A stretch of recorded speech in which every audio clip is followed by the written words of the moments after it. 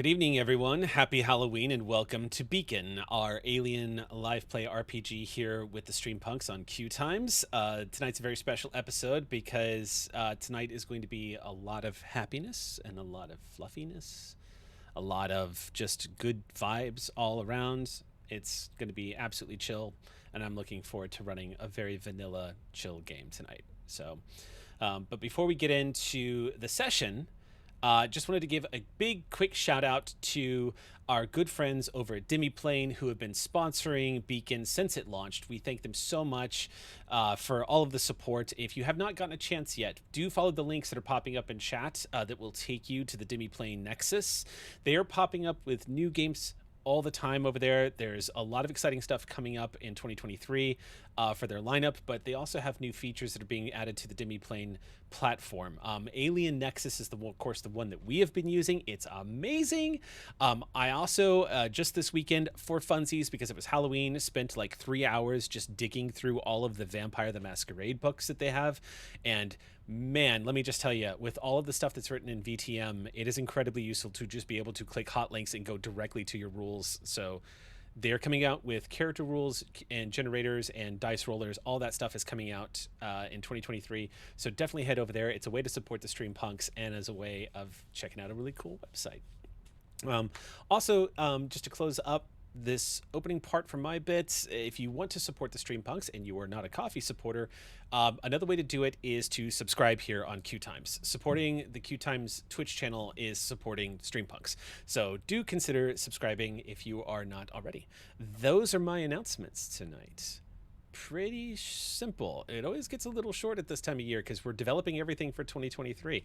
So I think this is a really good time to talk about Caitlin's project because it is like the perfect time to do it with everything that's going on. Caitlin, if you would take it away, please. Yeah, so I've mentioned it and have been mentioning it for the past forever because I've been excited about it.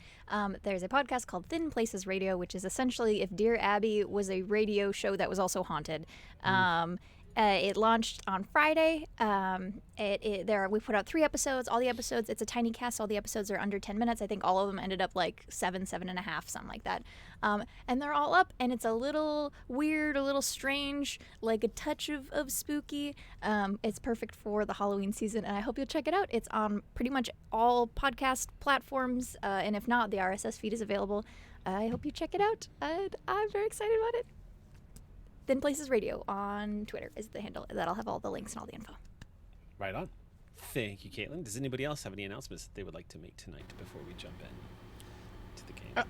I'll just do a real quick one. Episode 2 of Dungeons and Dragons, the podcast I do with my sister, just came out today. So if you want to hear us talk about better business etiquette in the TTRPG community and pro and anti shippers, I just learned what that was. Check out the podcast. Oh my god, I'm absolutely gonna. That is the most compelling pitch. I have so many opinions on all of those subjects. Oh man, I'm impressed with how provoked I was by the subjects just now. I was like, I could think of 5. Yes, I have opinions about those two. I didn't know what those things were until they told me. Yeah, that's amazing. Okay, yeah, so I'll definitely be checking that out. Does anybody else have any announcements for this evening before we jump into the story? Oh man, that lip bite like moment of terror just now could easily be the perfect reaction gif. And I'm going to take that as a yes. Sam, you have something you would like to say? Yes, I have so many announcements. I have first, before I forget, I'll do the for real announcements. Okay.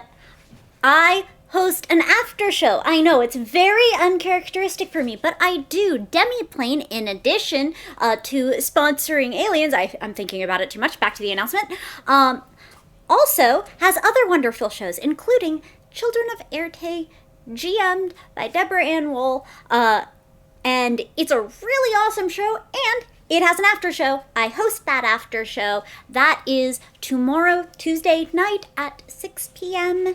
Pacific time. I am sitting down with Deborah Ann Wool. Spoilers, I'm already sitting. I was sitting the whole time. And if you want to watch me get a GM in the hot seat, I promise I won't take tonight out on her.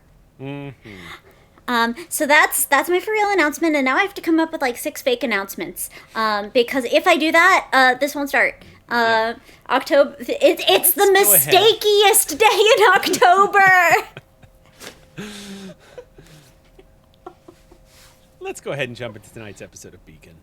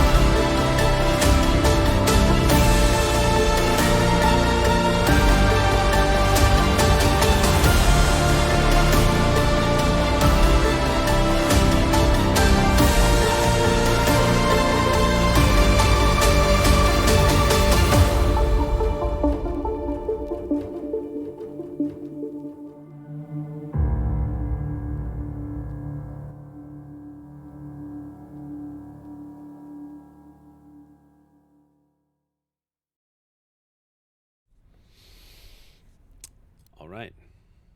6 hours of surgery on the Ilios, repairing an individual who was on the threshold of death after being left with his injuries for much longer than he should have been capable of surviving.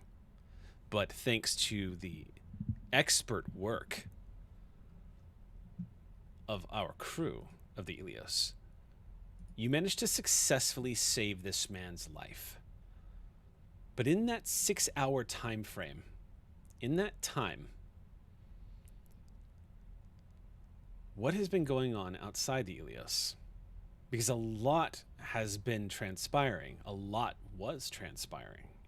When we last left Martha and Isaac, you both were outside with your pilot, who at the time was also getting incredibly jumpy. O'Donnell had been very, very nervous from the moment that Martha approached and gave the lowdown on what the situation was. And then, of course, there was the ominous sight of Ruiz, this colony manager, the community, the director of the colony, as it were, an employee of Weyland-Yutani looking down upon the Ilios.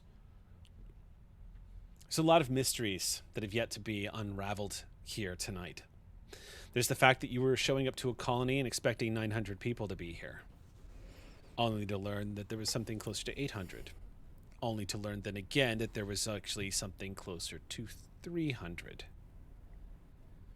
You've also learned that the colony is in such a state of disrepair that, according to the colonial marshal here, who, by the way, is not employed by Weyland-Yutani, Zhu Li has informed all of you that there are at least 300 colonists that are... She seemed to suggest that they were in lockdown or being contained at the moment, and that Ruiz had 50 people, basically a colonial militia, that was answering only to him, which, for anybody who was a colonial marine, or anybody, Isaac would know this as well, being very acquainted with the protocol and the laws, that is not permitted. Militias on colonies along the frontier are only allowed to be formed and established by the colonial marshal's office. Even though that this is company property, these people, it would be more accurate to describe them the way Zhu Li has describe them is thugs or corporate thugs. The other question that came up is what's happened to all the people that we thought were here at the colony? You've since learned that the corpses of hundreds of colonists have been thrown to the bottom of a mine shaft about 4 kilometers from the colony site. You've also learned vague mentions that the manager, the administrator of the colony, Jose Ruiz, is hiding something. There's something that he is protecting.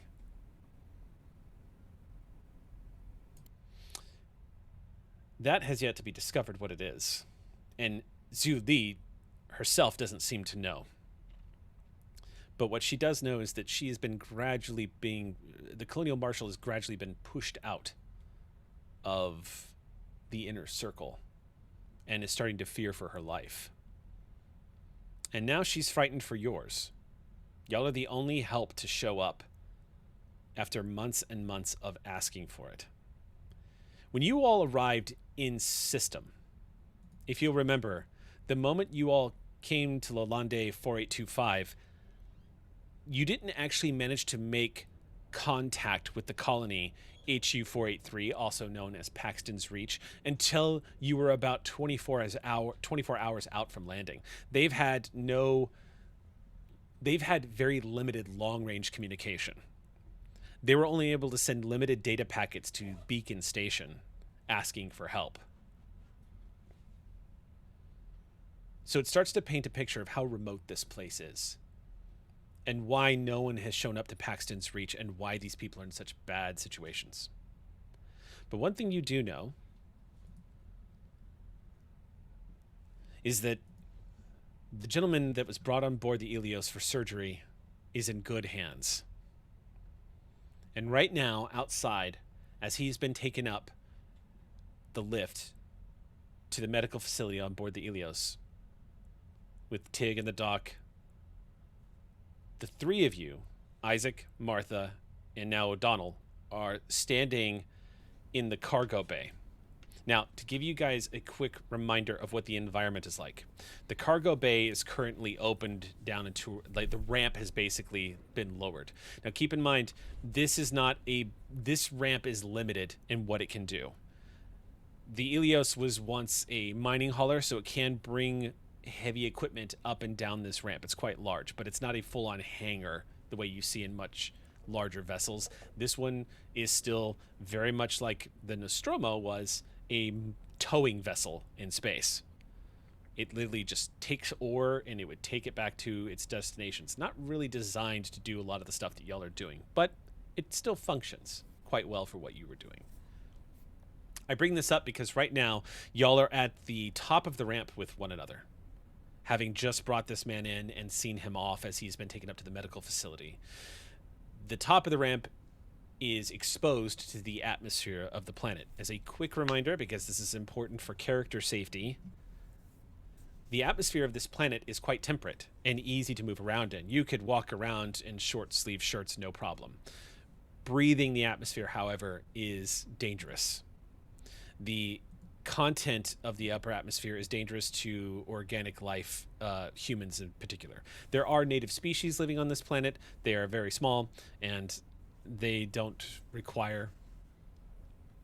They have evolved to a point where it's not a problem. But the environment of this world itself is dangerous without a respiratory mask on at all times. You have to have oxygen and air filters, unless you're Isaac, who is standing there comfortably looking at a masked O'Donnell and Martha. Isaac, y'all will all note, I'm sorry, not Isaac, but O'Donnell, you will note, has returned to the cargo bay a few moments after Tig and Albright returned to the medical facility on A deck, and he is now wearing what looks like a holstered Magnum revolver at his side. Down next to one of the pockets of his cargo pants, it's slightly bulging around the knee where he has piled some ammo into his pockets rather crudely. He comes back pulling some fingerless gloves back onto his hands and adjusting the straps as he looks between Isaac and Martha and says, "So what do we do now? What do we want to do next?" Well, Martha looks at the ramp. Would she have an idea of how quickly it can be this part of the ship can be closed back up? Absolutely. I think as a colonial marine and a comtech specialist, you probably have a natural instinct for how quick these machines move. The ramp would probably take anywhere between maybe 10 to 15 seconds to fully retract. Okay. So pretty fast if you needed to. And is it kind of the dealio where like the door opens into the ramp?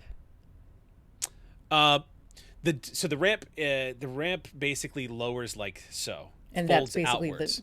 the When opening. it folds up, there is an airlock that closes as it folds. Right, So it kind of like folds in on itself and a door closes on the other side Right. of it. So bringing up the ramp is also closing off the ship. Yeah, it's simultaneous. So the ship, Got it. as soon as the ramp clears the doorway, it automatically starts sealing.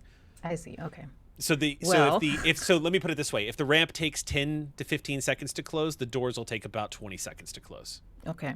And then I have a question about timing because I had that convo with O'Donnell. Was Isaac here for that? Did Isaac get those updates? No. Because I do want to tell. So you know what? Can we say that when O'Donnell went to get, I think he got his gun, right? That's Mhm. what, Yeah, he where went back to get his gun. And I was like, oh, I should have sent him to get my rifle too. So yeah, can we say that when he went to get his gun, You asked me to bring your rifle. Oh, well, that would be awesome. Yeah, but I if you was tell going to him- say, okay, If you tell him to, he'll bring it for you. yes, I'd love to say that.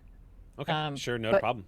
And also that I updated Isaac as well and told them what was going on and about Okay. the administrator and all the bones and everything. Okay.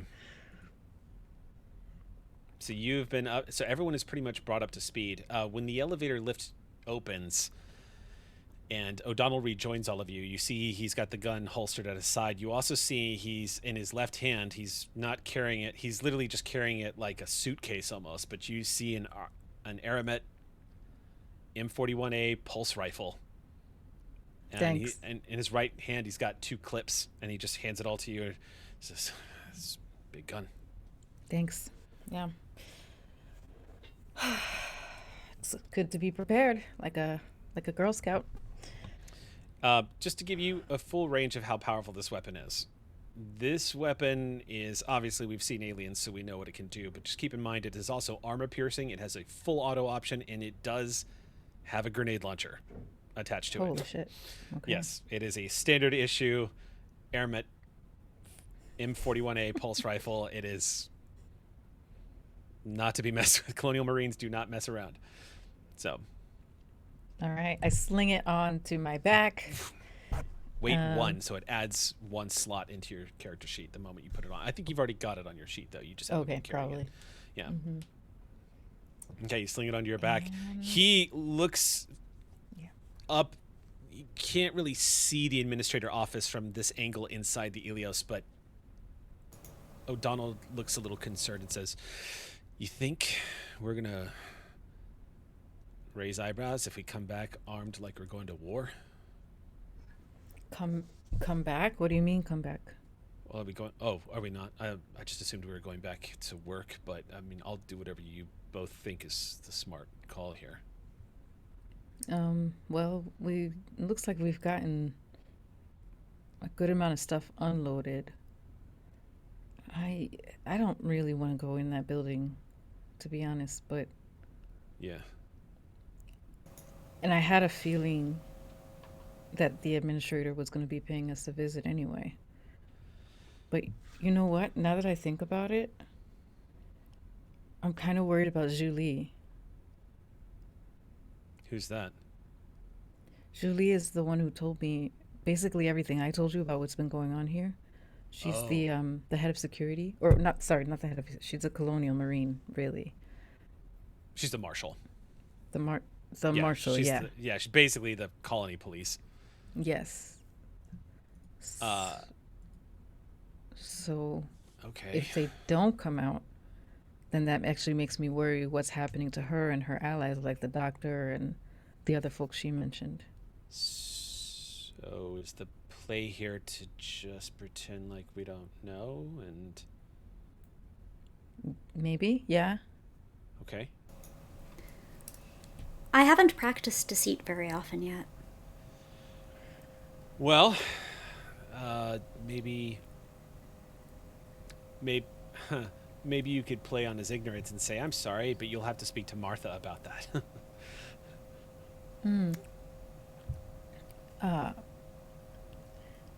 I guess it's like if you think about if you can compartmentalize what you know and just say, okay, this is the stuff that I'm not supposed to know.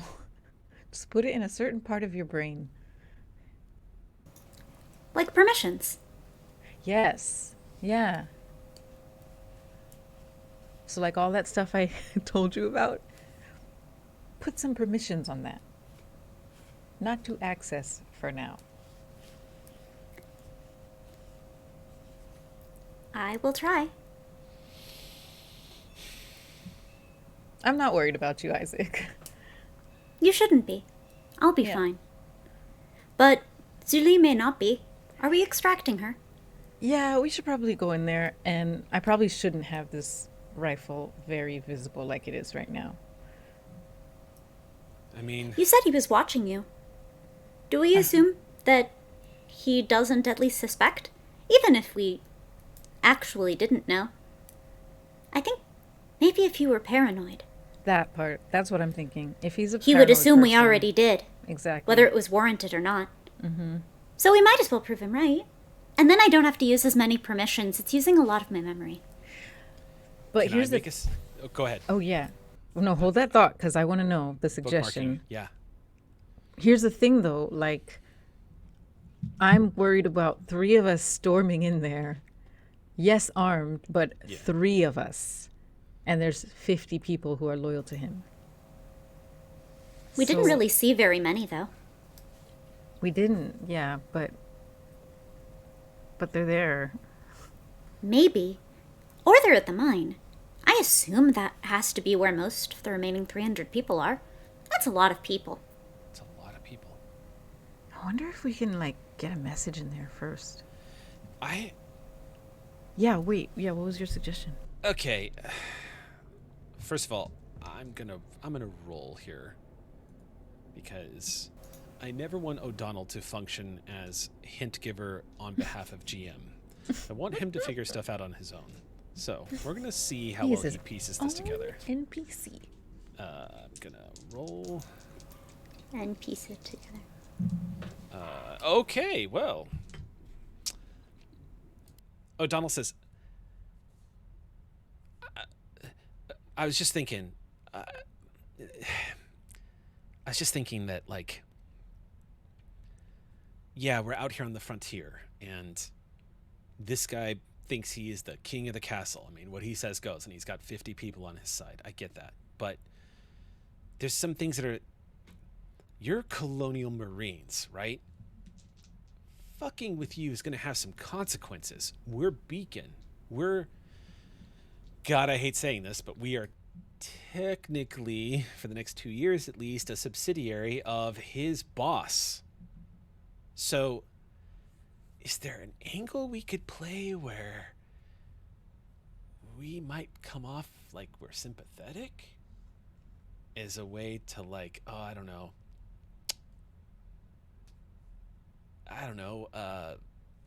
get in on the, make him think we're like on his side or something, I guess. Do you know what I mean? It's just that if the corporal here goes missing, like if something happens, I have to think that there's going to be a Hellfire lot would of... rain down? Yeah, because aren't you here on like detached service or something? Yeah, something like that. And there's probably somebody very, like, important that knows that you're with us, or like an entire, leadership branch of the military that knows you're out here. I'm just saying that, like, we're not powerless here. He also can't just make moves on us, right? Because there is going to be consequences to that. What if we kind of just, I don't know. I mean, Isaac sucks at lying, and I don't think I'm very good at it either, if I could be perfectly honest with you. Is there just some way we could convince him that, like, hey, we throw people at the bottom of mine shafts all the time. It's not a big deal. Hundreds and hundreds of people.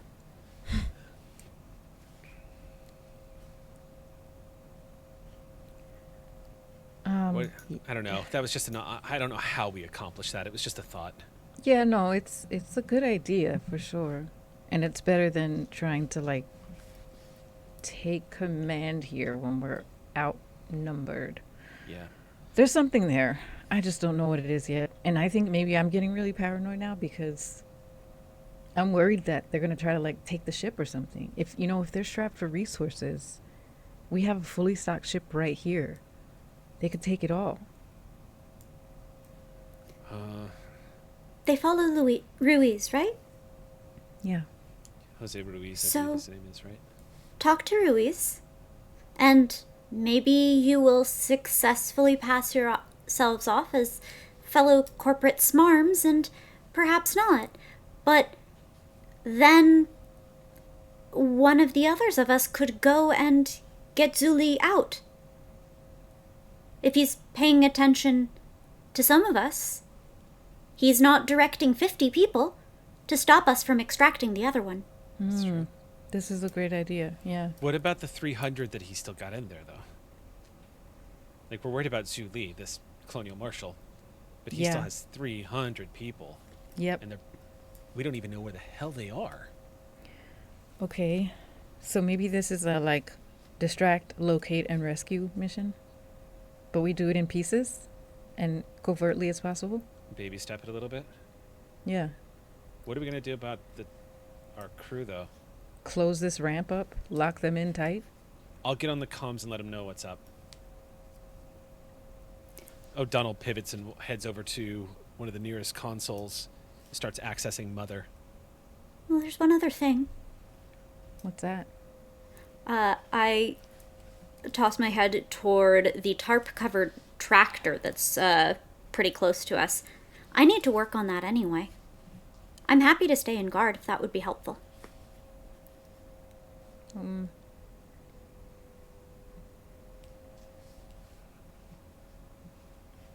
I don't know. Some of the answers are in the mines. Sooner or later, we'll have to go there. And we will need a vehicle. O'Donnell comes back. All right, they seemed really busy, but yeah, I let him know. Okay. Well, I wonder if there's a way we could get access to...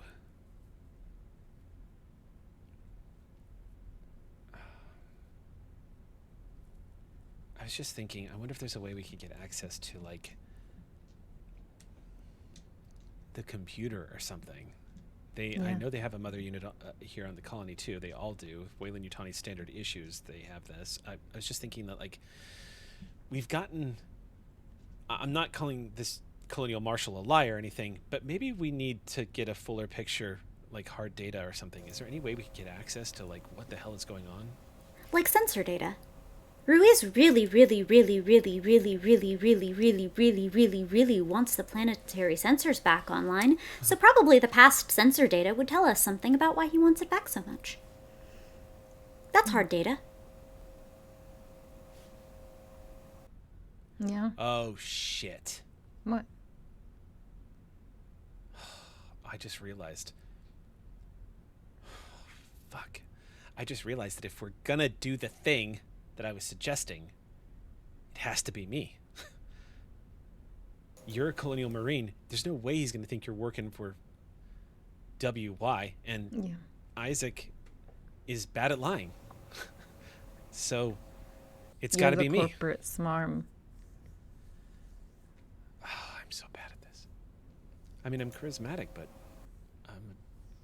I have just a slew of ex-lovers that will tell you how bad I am at lying.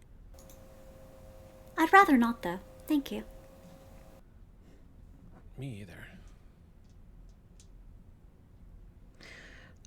So, I guess. Oh, Isaac, how do you have an idea of how long it would take you to fix this tractor? Well, I took a look at it earlier, and with some parts that we should have on the ship, it would take about. GM. For the repairs to be done on the tractor, it would probably take about 2 shifts, which would be... Actually, 2 shifts is roughly 6 hours. Oh, okay. Each Yep. shift is 3. Okay. Yeah, it could be 3 to 5 hours, yeah. Oh, okay, got it. Interesting. I'm sorry. I don't know. I can't help make decisions. I think we got to just do this by committee. Yeah, that's... My brain's kind of fried. And I'm getting really paranoid. I probably shouldn't be the ringleader on this mission. What do we all think? Zuli trusts you. Go get Zuli. Okay. You're corporate smarm, Okay, apparently. apparently. I fix tractors. Believably. You're Look for tractor bullet fixer. holes Ooh, good in the one. walls. Yeah. If a high caliber bullet gets stopped in someone's leg, it probably went through a wall. Huh. We still don't know the circumstances of when he was shot. So while you're in there, if you see bullet holes, make a note. Thank you. I'm gonna go grab some parts and some tools. Okay, you move over to one of the staging areas inside the cargo bay where you see some of the parts that have been set aside. A lot of this pallet in particular has been opened up so that you could use it to repair the tractor. Grabbing the tool sets and whatnot, you just see Isaac turn and abruptly head down the ramp towards the tractor about 50 meters away. O'Donnell shrugs and says, I guess I'll go talk to Ruiz. Okay, I'll walk over with you. Okay. I look around. First of all, yeah, can I just get a general sense of what I see? I'm looking specifically for any eyes on us. Any Make an camera- observation check. Okay. Any eyes on us, any cameras, and whether or not they're functioning. And also a hiding place for my pulse rifle. Okay. Okay, so observation. Yep, make me an observation check.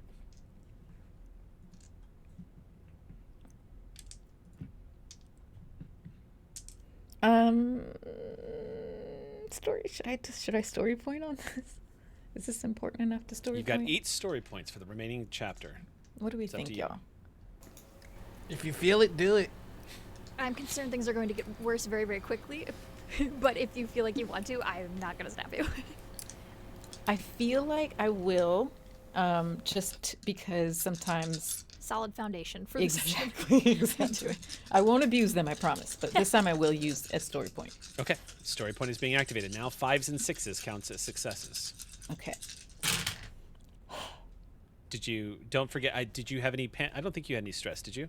Nope. Okay, cool. I slept it off. All right. Right? That's how that works. Yeah, you can sleep off stress. Okay. In game. Right? I got 2 successes. 2 successes on the observation check. Yes. Okay, one moment here as I pull open. Oh, that's so handy. I'm over here just enjoying my Alien Nexus access. The only reason why we wanted the sponsorship is because we wanted the free codes. Alien Nexus. Yeah. Up your Nexus game. access, Nexus access, Nexus access, Nexus access, Nexus Okay, access. so Played your it so observation check. good. All right, so you said how many successes? 2, you said? Dos. Okay. With 2 successes, that is going to deliver you into... Okay, so... For every extra success you roll, you get to know the answer to one of these questions. Is it coming for me? Are there more of them close by? How do I get in, past, or away? Group observation is... Okay. I'll let you also roll... I'll also answer additional questions based off your observation check. So you rolled 2. I'll answer 2 questions you have of what your character sees. What was the Okay. first thing you wanted to look for? Eyes on us. There are no eyes on you right now, and that includes cameras. You do see that there are external cameras right now, but it doesn't look like they're particularly focused on the group or the Ilios. Also, I think when I was inside the building, there was some clues that they maybe weren't all working or something. Yeah, it definitely seems to you that Paxton's Reach is in a terrible state of repair and is probably operating at minimal efficiency right now. Okay, so no eyes on us. No eyes on you. I guess the second question is, in case I want to not bring my rifle in, but want it easily accessible outside the ship, is there a good are there good hiding places in this area? I mean, there's plenty of places you could stash it that leaving it outside out here. The safest, most convenient, and easy to hide it would essentially, it would be under the tarp next to Isaac. Where it would be both safe and close to Isaac. Yeah, okay. Also puts Isaac in an excellent position to fire warning shots at people who don't know that Isaac won't be shooting at them anytime soon. So if somebody needs to be spooked to back down, it gives Isaac options. There's all kinds of reasons why that's probably your best option. Great. Is what you observe. Okay. I'll come down the ramp to the tractor and just slip the rifle under the tarp. And like Isaac, yeah. Yeah, looking at Isaac. You see that, Isaac? Isaac? It communicates everything to you. The moment she slides it into the tarp and the two of you make eye contact, you get an immediate sense of why she is doing this and what the agenda is here. It is now out of sight underneath that tarp. I look at it like if I touch it, I might explode. But I nod my head. Oh, is this going to be... No. Oh, okay. For clarification, you would know this yeah, as a you know Comtech. Isaac could handle a grenade launcher in each hand and shoot them all Isaac wants. The moment Isaac aims them at somebody and tries to kill them is when it become problematic. Isaac's programming is Isaac is technically prohibited from causing harm or by omission of action, allowing harm to be caused to a human being. Allegedly, I don't explode if those things happen, but we don't know yet, so we have not confirmed I won't explode. That's what the programming tells you. It's like, you will explode if you touch it. No, it doesn't tell me anything. Not everyone comments their code, is what I'm saying. Mm-hmm. It's very murky. There's the true Halloween fear, software devs. Okay. So what would you like to do now? All right, I'm going to turn to O'Donnell and say, okay, do you want to, let's walk in together and then... Yeah. Let's do our things? As well. You sure you want to go to Ruiz by yourself? You don't want me to, Oh, no, if you want to be with me, I'm fine with that. Something tells me that if something bad happens, I'm definitely going to want a Marine by my side. Yeah, I don't know how I feel letting our pilot go into the belly of the beast by himself. Good. I'm glad to hear that. I am glad that you don't want your pilot to go into the belly of the beast by themselves. Okay. Yeah. Let's go. Okay. All right, Isaac. We'll see you later. Clang. They rip out just like a whole component. Isaac just kind of... And waves with it. Waves with it. Yeah. Okay. So the two of you re-enter the facility. As you step inside, the doors close, and you want to go through the decontamination process. When the doors open again, you see the corridor as you've left it. The office that you were headed to, where Ruiz first took you, the corridor that leads up into the second tier of the office is about 30 meters in front of you, and you can actually see a big sign lit letting people know where the administration offices are. You do see a couple of people walking down the corridor. They look like they might be like roughneck style. They look like they're wearing thick, heavy work clothes, overalls, and flight suits and whatnot, heavy gloves. They look at you curiously, but no one says anything to you. What do you do? How many of them are there? They're sporadic, but at any particular moment, there might be 2 or 3 people in the corridor coming and going to destinations. All right.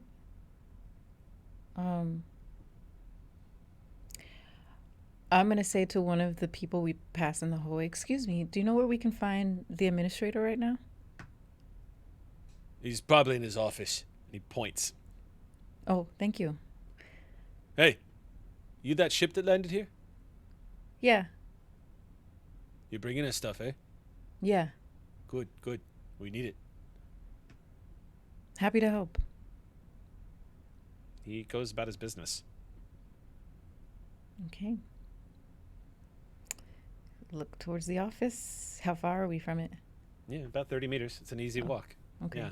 So heading over to the branching corridor where you see it looks like the administration's corridor is multi-tiered. So when you enter into the doorway and the doors go they slide open, you can see there's a ramp that takes you up to the second tier and a ramp that lowers down into the bottom. This basically looks like a large control room.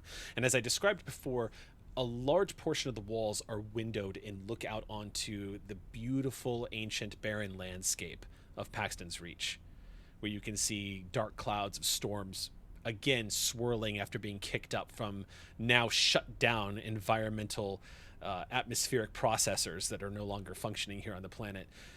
You can see a lot of natural light spilling in here and a couple of flickering lights, and you do hear voices, like there are some people inside having conversations.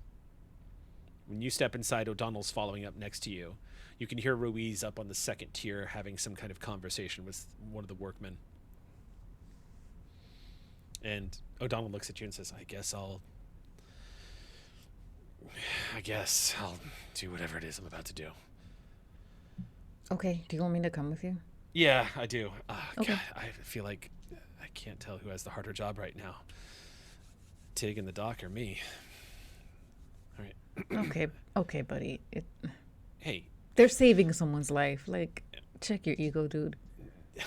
You've never heard... Oh, right. I forgot Marines don't get anxiety. That's not true. Well, then leave me alone. Buck me up. You should be giving me like a pep talk or something. Okay, you got this, buddy. Sorry. I can't even. Okay. That was You're great. No. Yeah, you're done. You're going to do great. Yeah. Yeah, that worked. Thanks. I'm good now. We're I solid. slap his shoulder, just like, okay. Yeah. Okay. Does Martha have banter? Banter? Yeah, the skill banter. Do you have the talent banter? Oh, no, not at all. Okay. I was gonna be like, because if O'Donnell He does have one point of stress. So Sounds like you could have actually knocked his chest down with that. Yeah. Bam. Yeah. Okay. So O'Donnell just goes, fuck, and he goes up the ramp. He rounds the corner, and you see Ruiz is talking to somebody. One of like his, you suspect it's one of the station staff. This guy does not, who's sitting in the chair, does not look like a miner. He looks like he is wearing like a dark gray long sleeve jacket, and it looks a little more formal, but it's still not like corporate wear. But it looks a little bit more like Middle management. kind of like somebody who's probably their main task seems to have been spent here in the administration office running computers. So you do see the Weyland-Yutani logo and Paxton's Reach patch on his jacket. As you approach, Ruiz was bent over the chair just having a conversation with him. He looks over at you guys and smiles as he sits up and goes, hey, welcome back. Whoa! What's with the guns? And he looks down and looks at his magnum and he goes, no. This is no. This is beacon policy. Anytime we set down on a planet, medical supplies, raiders, especially systems like this one who's had a history of raiders, we're always supposed to be armed for the sake of the colony and ourselves to protect. I'm just following, you know how it is, following corporate protocol. It's just, I wouldn't wear this thing. I don't even know how to shoot this damn thing. It's just supposed to make a show. All right, he's gonna roll. Can I help with that? How would you assist here? I mean, very truthfully, Martha looks at Ruiz dead in the eyes and says, I'm always armed. Just backing up what Jackson said with dead honest truth. All right, he has a manipulation of 0, so he is going to be rolling his empathy. Dead honest was maybe not my favorite word choice. It's Halloween. The good news, though, is that O'Donnell has a stress die right now, so he gets a bonus die to the roll. All right. And you are kicking in an extra die for support here, so he is actually Good. rolling some dice. Let's see what he rolls. Come on, O'Donnell. 2 successes. Yes. And a 2 on the stress die. Let me roll for Ruiz now. This is an observation check.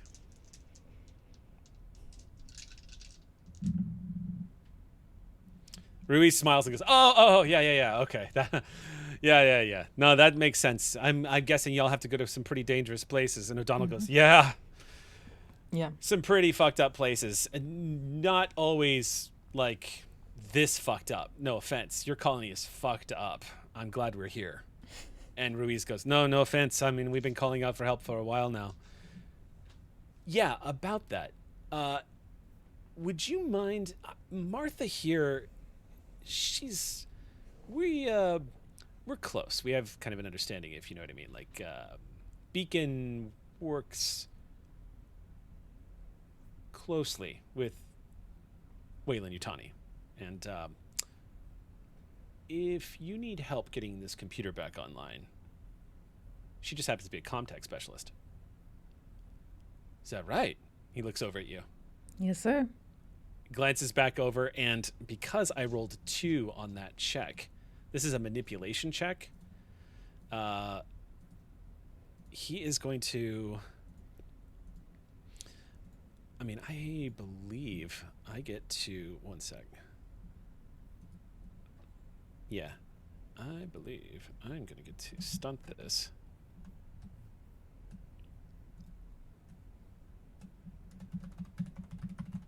Let's see if O'Donnell can stunt the hell out of this. All right, so he rolled 2 successes. Your opponent doesn't know what you want without... your opponent does what you want without demanding a favor in return. Your opponent does more than you asked for example, giving you some kind of useful piece of information. Or your opponent is impressed by you and will try to help you later on in some way. He is going to go take the success, but then he's going to... as a player, I would want more info, so I'm going to say, what would you guys like him to stunt here? What would the group like the stunt to be? I'll ask you all. I do love information. I think we all know I do. But part of he will help you later secures a certain sort of positioning vis-a-vis us Okay. that lasts a little longer. Garner Maybe things don't go shooty blasty right off the top because he's still going to be doing us a favor later. Yeah. Okay.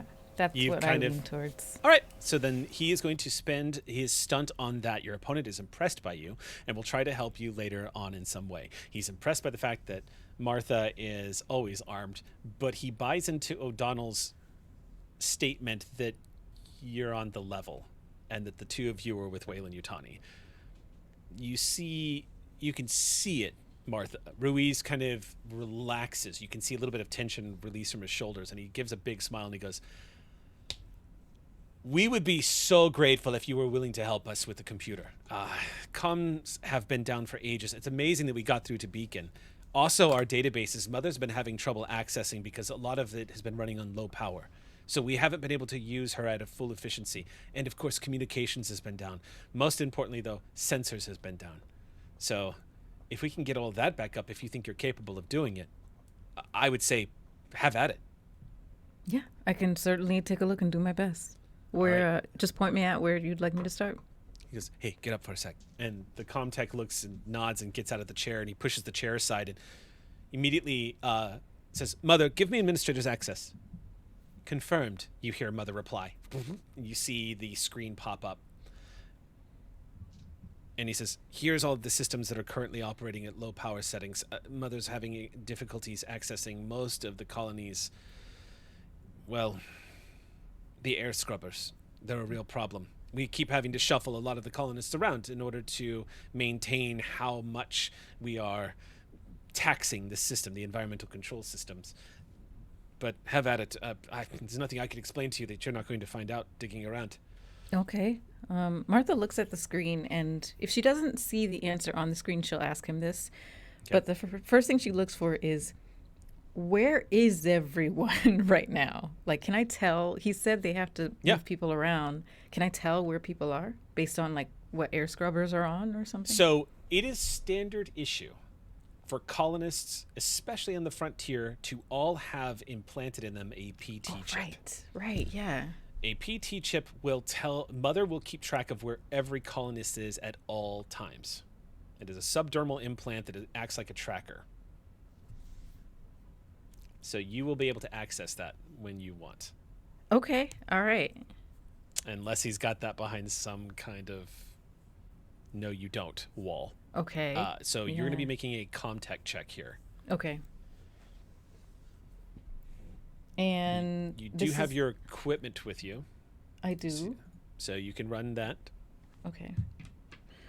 And this is to just to get into the computer and fix stuff? Or overall, so it really depends, because if you're trying to learn some basic information before you start initiating repairs, that's this role. Okay, yep. That's what I want to do. Okay, so then right now you're just running a sort of like a surface level scan, and at that point, as you're doing this, O'Donnell kind of pulls Ruiz away and says, okay, so I know the situation's messed up here, and I want to help any way I can, because I've been in similar situations in the past. Is there anything we can do from you, aside from unloading this stuff? It just looks good for us if we're helping investments in need, if you know what I mean. Yeah, what'd you roll? A lot of sixes. Holy shit. A lot of sixes? How many sixes did you roll? 4 sixes. And 3 5s. Not that it matters, but This is what my holy crap. 4 6s and 3 5s. Okay. Yeah. 4 6s is an enormous amount of success in this game. All right. So for stunts, you can gain a +1 modification to a later roll. You can spend 3 of these. Okay. You don't need to roll to overcome the exact same challenge in the future, which is basic access to Mother. You can do it quickly in half the time it normally takes, which isn't too important here. You get a new or unexpected information GM's choice. You can hide your tracks or you can show off. You can do all kinds of good stuff here. I definitely want that new or unexpected information. Okay, you can stunt and get new unexpected information. Definitely that. Okay. And then also, I'd like the +1. Okay, so mark that on your character sheet so you don't forget it. But next time you access the Mother system, you're going to get a +1 to the ComTech check. Beautiful. Goodness gracious, that's a ton of successes. Okay, and so that's 2. And then one more. I'm trying to remember. You can do it quickly in half the time it normally take, which isn't really a big thing. You can hide your tracks so he doesn't see what you were looking at. You can show off, or you can also gain another new and unexpected piece of information. GM's choice. Hide tracks. Okay, so he is not going to see what you were doing. So the first thing you were looking to do, what basically means is you're going to get 2 pieces of information here, and he's not going to know you ever learned this. Okay. So what was the first thing you want to know is, where are the colonists? Yeah, where is everyone? The colonists are all in C block, which is on the far end of the colony. That is it looks like it is a storage area for probably where they keep ore before it's shipped out for refinement.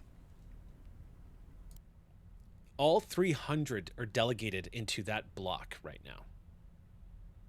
Every single PT chip is lighting up. You do see a lot of PT chips, though, wandering the corridors. And it is worth noting, Martha, that every now and then you see somebody leaving and entering C block.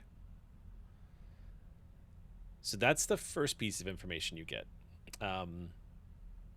So now I get to pick what else you learn.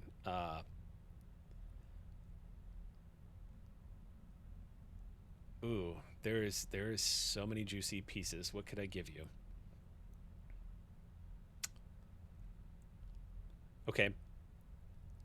You access old sensor data that was available before they all went down from a storm that, according to the logs Mother is showing you, the storm happened about 3 weeks ago. It blew through here and tore up something good. We're talking category 2 hurricane force winds crashing down onto the colony. So comm towers and whatnot, a lot of external damage to the building. Some of it's been repaired, but sensors have been down. You see that Mother has logged a UPP signal in roughly the same location as the mine. And according to the sensor log, what you see coming up on your pad before you cover it with your hand is there is a downed SSV Novik troop transport about 4 kilometers from this colony near the mine. It went down who knows when. You're not sure how long it's been there, but it apparently has a black box SOS style beacon that's been lighting up the sensors before the computers went down. But there is a downed UPP ship out there, and the immediate instinct you get is this is what he is trying to hide. This is what's important to him. This is what he does not want people to know about. Wow. Okay. Okay, so I'm clickety-clackety. You just keep moving along. Now, if you would like to make your repairs check on Okay. Mother, you may. All right. And remember, you get a +1 bonus to the roll. All right. 1, 2, 3. 1, 2. And then can I use my tools or Yes, the you can SSD? use your Okay. tools. Okay. This is 1, 2, 3, 4. This is 11 now. Okay. 2, 3. 3 You rolled sixes. 3 sixes? You rolled 11 successes? 11 dice. Or 11 dice. Yeah. But with 3 successes. My Yeah. goodness gracious. Okay, so that's another 2 stunts, which means you could learn another piece of information. You can repair this in half the time, or you can deliberately take your time. You can hide your tracks again, too. My goodness. I definitely want another piece of information. Okay. Yes, you can get another piece of information if you really want it. And Oh, boy. thinking about the other. Hide tracks or save time.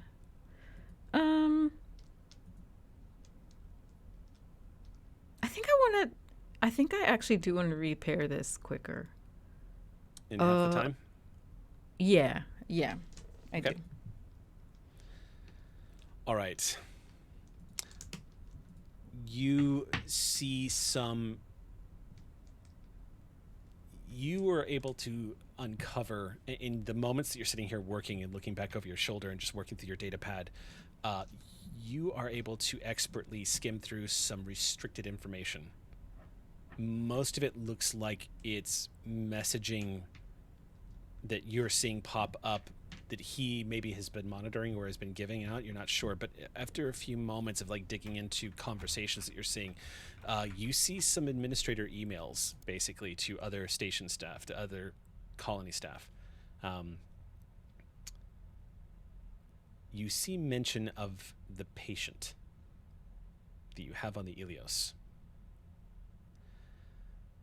And it gives mention as to him being shot.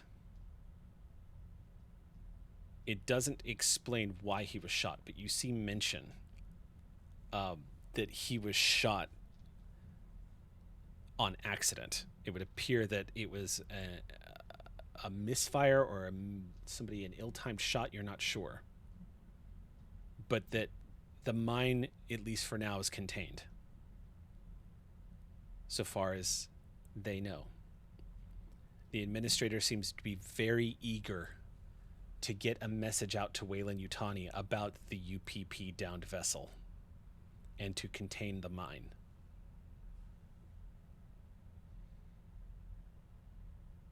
And you cover your tracks. Yet again. No one will know you were there. Mother doesn't flag your inquiry at all. You just immediately copy that into the data pad and just continue working as you work on your repairs. Because you've decided to do this in half the time, it's going to take you a single shift. Okay. So in about 3 hours of working on this, you use up some of the parts on board the ship. Every now and then, O'Donnell has to go back and bring you something, which you end up having to replace a couple of circuit boards and whatnot inside the computer. But for the most part, this is a relief. You were used to working on much less sophisticated AI systems, but this is a Mother 7500, so she has got a little bit more sophistication to her, and it's like working on these new computers where all you have to do is just plug things into the motherboard and you're good to go. Not like y'all's mother system where it's old school. You have to unscrew the tower, then you have to like lean it over and go through all the madness. In this case, you're able to get the job done pretty quickly. It doesn't tax you at all. By the time you're wrapping up and checking out the sensors, you do get the systems up and running online. The communications open up, and the database, it turns out it wasn't that Mother was operating on partial power because of damage. It turns out that a lot of the power that she has been using has been delegated to C block. What you discovered in repairs is colonists are being kept in C block because that is the last area in the colony with fully functional air scrubbers. And so it would appear to you that they have set up beds and everything and no one is allowed to leave C block for more than 2 hours before they have to report back or retrieve a new mask. But it's a rough situation. Wow. From what you get. Okay. What's up? I just remembered Julie, but yeah. Okay. You wanted to know something about Julie? Can I see? You can, but we're getting to the point. If you make a third check on the Mother this time, it might look suspicious. You can pull it off if you roll stunts, but it might start flagging as odd. That's okay. You might be able to pull it off though. I mean, you already saved time. So maybe this just takes exactly as long as it takes. You know, it's true. If we want to say that it was a result of your stunt and doing it half the time, we could say you're able to fill in that time to make it look like you're still working. Yeah. Okay. Yeah. But I will say that if you fail, right, it's going to be clear that you were sniffing around. Let's do it. I feel like I've been playing it too safe anyway. Okay. It's Halloween. Stop reminding me! I will never stop. Comtech check. And then, okay, cool. You are doing work. You've got Tech and Albright. You've got Tig and Albright inside the ship, basically putting a man back together, and you were here putting Mother back together. What'd you roll? One success. So, so thankfully, you probably wouldn't need to hide your tracks. It's easy to find the Colonial Marshal. Looks like she's making her rounds. You just see this little bitty white dot moving through the blueprints of Paxton's Reach. She's just walking down a corridor by herself right now. She's probably about a 5-minute walk from you guys right now, headed towards the administration's office. Okay. But her vitals, according to the PT chip, her heart rate is slightly elevated, but aside from that, she seems like she's moving around. Okay. Are there any other white dots near her? Oh, yeah. She walks past a few. Oh, okay. All right. So, is the administrator here now? Yes. And as part of that exchange with O'Donnell's been coming and going, and the administrator's been giving you your space. But every now and then, O'Donnell will come back and have a conversation with the administrator. The administrator seems to have definitely relaxed around the two of you. And you get the impression, based off of the way he's talking to you and O'Donnell now, is that he seems to think y'all actually might be on the level. Okay, good. He hasn't opened up to anything, but he seems like he might be on the level. Oh, that is another thing that without even digging, because that when you get access to everyone's PT chip, you would have immediately seen this. There is a Bishop synthetic in C block. That is appearing in C block. Okay. Bishop synthetics are typically not found at Weyland-Yutani facilities, but it's not unusual. They're pretty expensive. But out here on the frontier, it's a little unusual. It's just to be clear, synthetics are very rare. People do not typically have a synthetic on their crew or have them around. So yeah, what's up, Caitlin? Just what we've learned to check. We were told that the bishop had been murked, correct? Yeah. You were told the bishop was just... Now, it is worth noting that the PT chip is not giving you any information on its condition.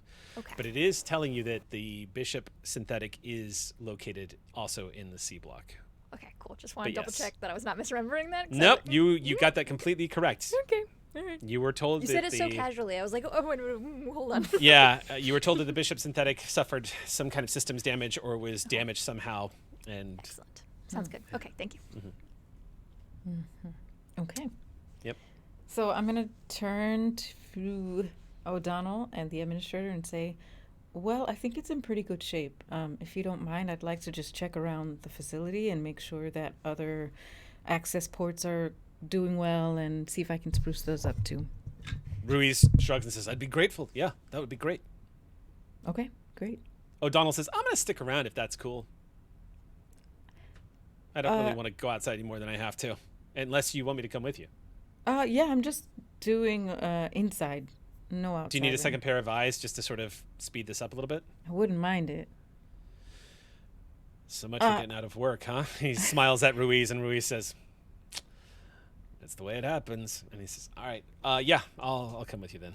Gets up out of his chair. Okay. All right. The two of you leave the administrator's office. And when And- we're out of earshot, I'll say, I'm sorry, did you want to stay behind? I actually didn't have a preference. I was just trying to still seem chummy. Okay. I Okay. think I did okay in there, though, right? I think you... Yeah. It feels like he kind of like maybe has some trust in us now. Yeah, thanks for backing me up. I Yeah, mean, of you're, course. you're shit at bucking me up, but you're damn good at backing me up. Sorry, I'm not really a good emotional support animal. So what did you find out anything? Oh, yeah. Yeah, I did. And the two of you walk down the corridor. Cut back to... On the Ilios, you guys are just taking off your surgical gloves. And the patient is now in recovery. You see his vitals are stable. He's wearing his mask. He is resting peacefully right now. Mother is monitoring his condition. And he's going to survive. Good going, Doc. I can say the same to you, Doctor. Just a minute. He's working on the rest of it. Listen, I've known people who insist upon being called doctor that I have half the skill that you got, so pardon my air. You hear all that mess that's going on? Bits and pieces. Wow. What becomes our role then? We just go find more people to help, or? Well, it seems that the dear administrator here has forgotten that people are not a resource. The people. And I know a failure of a businessman when I see one. And that's what this is. This is somebody panicking, trying to cover their tracks. I'm gonna got a little overzealous.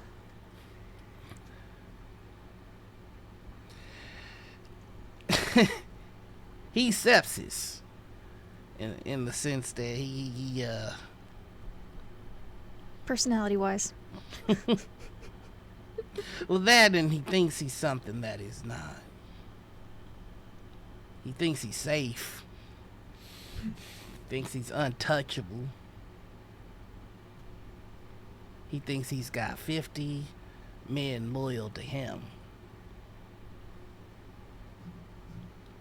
But They're not. I think that just means he's got 250 who aren't then, right? Well, not only that. The 50 that he's got, the 50 that no doubt he'll use to storm onto this ship and make demands of us if he starts to consider we're doing something he don't like. They're not loyal to him. They're loyal to the dollar. And the way I figure it, we got 2 Marines. We've got a very brilliant Isaac. A pilot, I guess. Fair enough. And you got me. Now, I don't know what happens if 2 Marines go... Well, I know what happens emotionally when a Marine goes missing, but I don't know what happens when a Marine goes missing on a mission like this. However, I do know what happens if I go missing. And I think I need to inform the administrator of how very litigious things could get. Now, I don't give a damn what he's building towards, what he's covering up. But I'm not going to creep and crawl to save lives a second longer while I'm here. If I can't go and save a life with bells on, then I'm going to break whatever's stopping me from doing it. To be fair, he's got them by a leash of empty promises at this point, you know? They're here because he's gonna pay them? He can't back that up. Oh, he can't. No. Not at all. But Marines are anything but stupid. Well, Listen, I saw you put a man together that should have been dead 10 times over. You'll never convince me that a Marine could be stupid. that was not self-deprecation. That was just me saying I grew up on a Marine base. Yeah, well, I know. And my son was a Marine, and he brought around plenty of stupid friends. But at the end of it, everybody who's came out here with some semblance of hope. And this man is eating that, cannibalizing that, and turning it into something ugly for financial gain. The people that's gone missing, they've got fathers and mothers, brothers and sisters and siblings, parents of all sorts. My boy with me. I don't know what happened to mine. And if someone put him in a mine,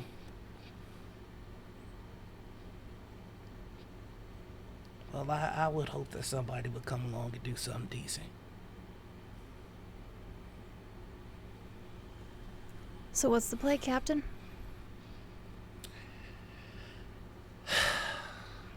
First things first, I need to talk to the crew. I'd imagine they're doing something now that I could barely even consider myself. So we will coalesce and see what information that we all have. Let's go move on then. Well, the second thing that we're going to do, and I'd imagine that you might disagree with me. And if you do, I expect you to voice it, and we will see if they can find some sort of compromise. I would like to have a conversation with the administrator alone. Yeah, why not? I would like you all to be on the ship and ready to go, just in case. Less a fan of that one, but I know. we can chat. Well, y'all the ones that made me captain. I've been doing some reading, and I'm supposed to do stuff like this, so I'm just gonna give it a try. Do you know about pirates? As we're like walking out, you know, they would just like they could just mutiny, but it was like a chill thing sometimes.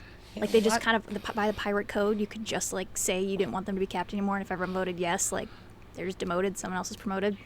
Well, It's very exciting. having just taken a man's leg off, I'm not too keen on the idea of peg-legging it right now. That's We can get you a fun hat. Cool coat. Another one that's less, and I kind of gesture to both of us. I think you're probably a little gnarly, a little gristly. This is a mess, yes. Well, that's all he deserves. You know what? Let's walk. Yeah, this will be fun. Let's do that. Let's walk in like the mess he made. All right. I'm assuming we see Isaac when we walk out of the ship. Yeah. If you head down to the cargo deck and then start to exit the ship, Isaac is about 50 meters away from the ship with a tarp that's pulled up over this large tractor. Clearly, this is Big Bertha, just from the fact that it actually has what looks like an old school, really well done pinup painting on the side, and has Big Bertha written across from it. But you also see this tractor looks like it has been used and used and used to the point of breaking. And Isaac has gotten this thing in pretty good shape from what you can tell. A lot of old parts have been withdrawn, pulled out from the guts of the tractor and have been laid out onto the ground. It's a Daihodai all-terrain tractor. It is actually in the core book if you ever want to take a look at it. But Isaac is currently just about torso deep into the side of this thing, replacing pieces of machinery. I'm gonna walk up. I'm not going to do quiet walking up, so you, like they can hear my footsteps. But then I'm gonna do like a little like knock knock knock on the side of the tractor. Ding, ding. Just to once again specify, just because I want to make sure that everyone doesn't lose track of the environment when you exit the ship. Obviously, you put on your protective masks, strapping those on. Stepping out into the atmosphere, it's starting to get a little darker out here than normal, but it is worth noting that this colony actually lives in an eternal sunset. It's at a point on the globe where the sun actually never fully sets here. So you walk over to Isaac, and Isaac, you can pretty much hear... Wait, your observation is not that great. So you just hear this ding, ding, ding, knocking. Then I think Tig probably caught the tail end of Isaac singing to himself. What a wonderful world. I'm so happy. Okay. How goes the tractor? I think she'll make a full recovery. Excellent news, Doctor. How about your Anything patient? The same. The same. That makes sense. You're very good medical professionals. And you are a fantastic mechanic. So there's a bunch of talent going around. That's true, thank you. Find anything cool inside? The tractor, I mean? Well, I liked this catalytic converter. I haven't seen something like that. Well, I saw a schematic of it once, but Cooler in not person? in anything that people still use. I think they use it to avoid the reactivity of the atmosphere with some of the parts in here. I hold up an absolutely corroded, all to heckety part. It didn't work. Clearly, yeah. Well, good thing they've got you. That's true. The captain would like to reconvene and see what's up. Do you know where Martha and Flyboy ended up? Scheming. Checks out. O'Donnell's corporate smarm. I mean, I knew it was a smarm of some sort. I didn't expect it to be corporate. Oh, he has permissions on it. He's not really smarm. I see. That's smart. That's pretty smart, actually. I'm not following, but I want to make sure. Since we've been here, Isaac, no one's giving you a hard time, have they? No one's told you what you can or where you can and can't go, anything of the sort? Not yet, though someone did stop me before I tried to go outside and said, "You can't go out there," but I think they meant without a mask. I don't think they had figured it out yet. Oh. Why? I just want to make sure that I want to make sure the crew's okay. Oh. I'm functioning entirely within parameters, which is pretty funny. Well, I'm glad to hear it. If anybody gives you any problems, I want you to be sure to let me know. Of course, I've heard it's very common human practice to go and snitch to your superior about a problem rather than try to resolve it yourself. Well, if it's a matter that you feel comfortable taking care of yourself, that's fine. But if you should ever need assistance, just know that I'm more than welcome to help. I'm very competent. And I slide in the new part that replaces the corroded one. Which completes the repair as soon as you slide it in and latch it in.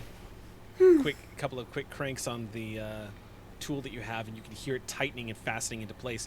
You hear the satisfying click as the part slides into its component slot, and repairs are completed on the tractor.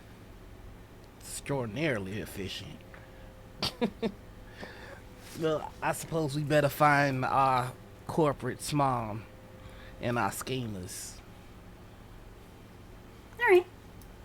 Sounds good. Okay. So, is the plan then to rally inside the facility, inside of Paxton's Reach? What is the agenda now? What would you all like I to guess see if we can find Jackson and Martha. We don't have direct line of communication, right? We have to go find them. But I knew where Yeah. they went in principle. I would like to specify that we close up the ship before we go over there. do? Sure. Okay. Because that's what Martha would want. Okay. And also the rifle. Yes. I do not forget the rifle. Let's see. Okay. So having stood back, proud of myself, fix the car. What should I do with this? Oh my dear Lord, Slides out the pulse Jesus rifle. Christ! Should I bring it to Martha? Babe, Tig, are you from? I can't. That's very big. Not a fan of guns in civilian areas. That is the antithesis of what I do. Honestly, I undo a lot of what that does. Yeah, I mean, maybe. If I'm not mistaken, Tig, you're qualified to handle this since you actually used to have your absolutely. own. Oh yeah, Standard for issue, sure she yeah. is. She Okay, just does just not checking. like firearms in civilian places. Sure. Yeah. No. Just marking that of the three of you. Yes, she is the one who would be Yeah. who knows how to use it. Yeah. I think she actually ranged attacks are her or ranged combat is her specialty when it comes to combat stuff. Oh, okay. Well, Martha probably wanted this back, right? Yeah. Okay. I mean, I don't want to ask you to do anything you're not comfortable with. If I have to, I'll hold on to it. Okay, that makes me even more nervous. Actually, no. It makes me nervous. I don't know. That's why it makes me nervous. Why is there a tube on the bottom? What's that for? Don't worry. Martha promised it wouldn't explode me. I'll hang on to it until we give it back to her. Okay, no, I'm fine taking it. I just don't want to. I'm trying to decide if we should take it inside or if we should leave it on the ship. That's what I'm going through. I don't mind holding it. I'm just trying to. Well, I don't know how trust me dire with we are. it? We've been elbow deep in guts leg for the past 6 hours, and I don't know what the current situation is. If she's presently in need of the weapon, or if it would be chill to leave it inside the ship so we don't stress anyone else out. Did any of our other schemers walk out with any sort of weaponry? Yeah, they both had pistols. O'Donnell had a big one. He didn't look comfortable with it. Well, if the thing is, if they have already walked out with weapons, then it might behoove us to stay in uniform, some sort of consistency. But All I right. mean, All right. how All big right. was? I don't. Those are easy to talk away. This one's a little harder, and Tig will take it and strap it over because this thing is not concealable. This is a very large. You're not concealing a pulse No, rifle. absolutely not. Yeah, no, absolutely not. These things are gigantic. Like a pistol, like a sidearm. That's you can Yeah. talk yourself out of this. This was the gun you saw in Aliens. This is what Yeah. Hicks was using, and he was teaching Ripley how to use. Like Yeah. the size of a person. This Like is it's what big. Ripley used when she went down and she just duct taped a flamethrower to the bottom of it. This is basically that machine gun. Yes. Oh, well, maybe the story we tell is that I being the captain, need protection, so you're my bodyguard. I've What already if been we tell introduced them we as have a medic. gun because we have a gun? Or we could do that. It seems like none of their business. I mean, this is all true. I just don't want to stress anyone out with I'm a big gun. I'm That's very what I'm worried stressed about. out at seeing that, honestly. But we've already decided, so we're going to go in there. We're gonna find our schemers and the pilot, and then we're gonna bring them back. We're gonna reconvene, share our information, and then I'm going to have a conversation with the admin. And then from there, either we will be able to help everybody, or we will leave. We might leave without helping people? We need to reconvene and chat with everybody, I think, is what needs to happen. Okay. And Tig's gonna walk in. Okay. A little bit of impatience as Tig turns and starts Yep. heading into the facility. The doc follows nervously Okay. behind. All right. It was like we're gonna keep doing back and forth with this until nothing else. So Tig's like, we're going, let's go. All right. So, for expediency, we can say that after doing a couple of rounds in the colony, the crew manages to link up once again. You find yourselves a nice space inside the all but vacant medical facility here in Paxton's Reach. If you remember correctly, the doctor of this facility is currently sleeping on board the Ilios. Catlau is exhausted and is being treated for exhaustion. Is I currently getting fluids. fully in knocked his- him out. Yeah, he is completely done. So right now, sick bay is empty. Depressingly so, because as you walk in, you can see they are completely out of medical supplies. However, those are currently on pallets inside the Yeah. main corridors. We They could- have I- not been restocked yet. Okay. I was like, we couldn't. There's such. It's like large scale stuff. We couldn't have packed like a goodie bag or anything to just bring like a box in, not like a full crate, but like a cardboard moving box. Bring a or little move-in with you style. every trip? Yeah.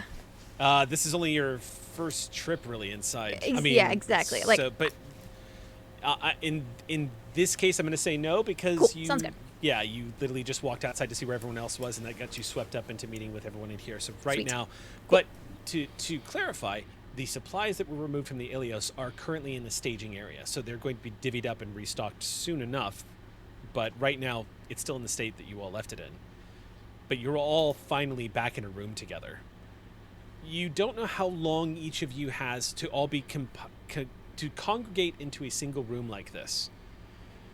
You probably have a few minutes to just reconvene and talk, but you probably don't have a lot of time before it starts looking a little noticeable that the entire crew is sought privacy inside of one room and whatnot, if that is something you were worried about. It may not be something you have to worry about, but it is just to keep you all apprised. But you all gathered together in the medical facility here.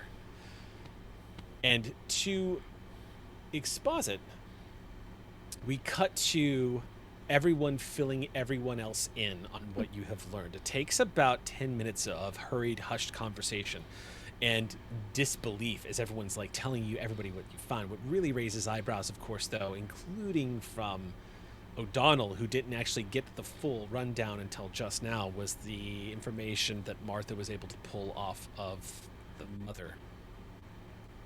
That elicits a lot of surprised looks, indicating there is a lot more going on here. And it's, as Isaac pointed out, seems to all be directed towards the mine.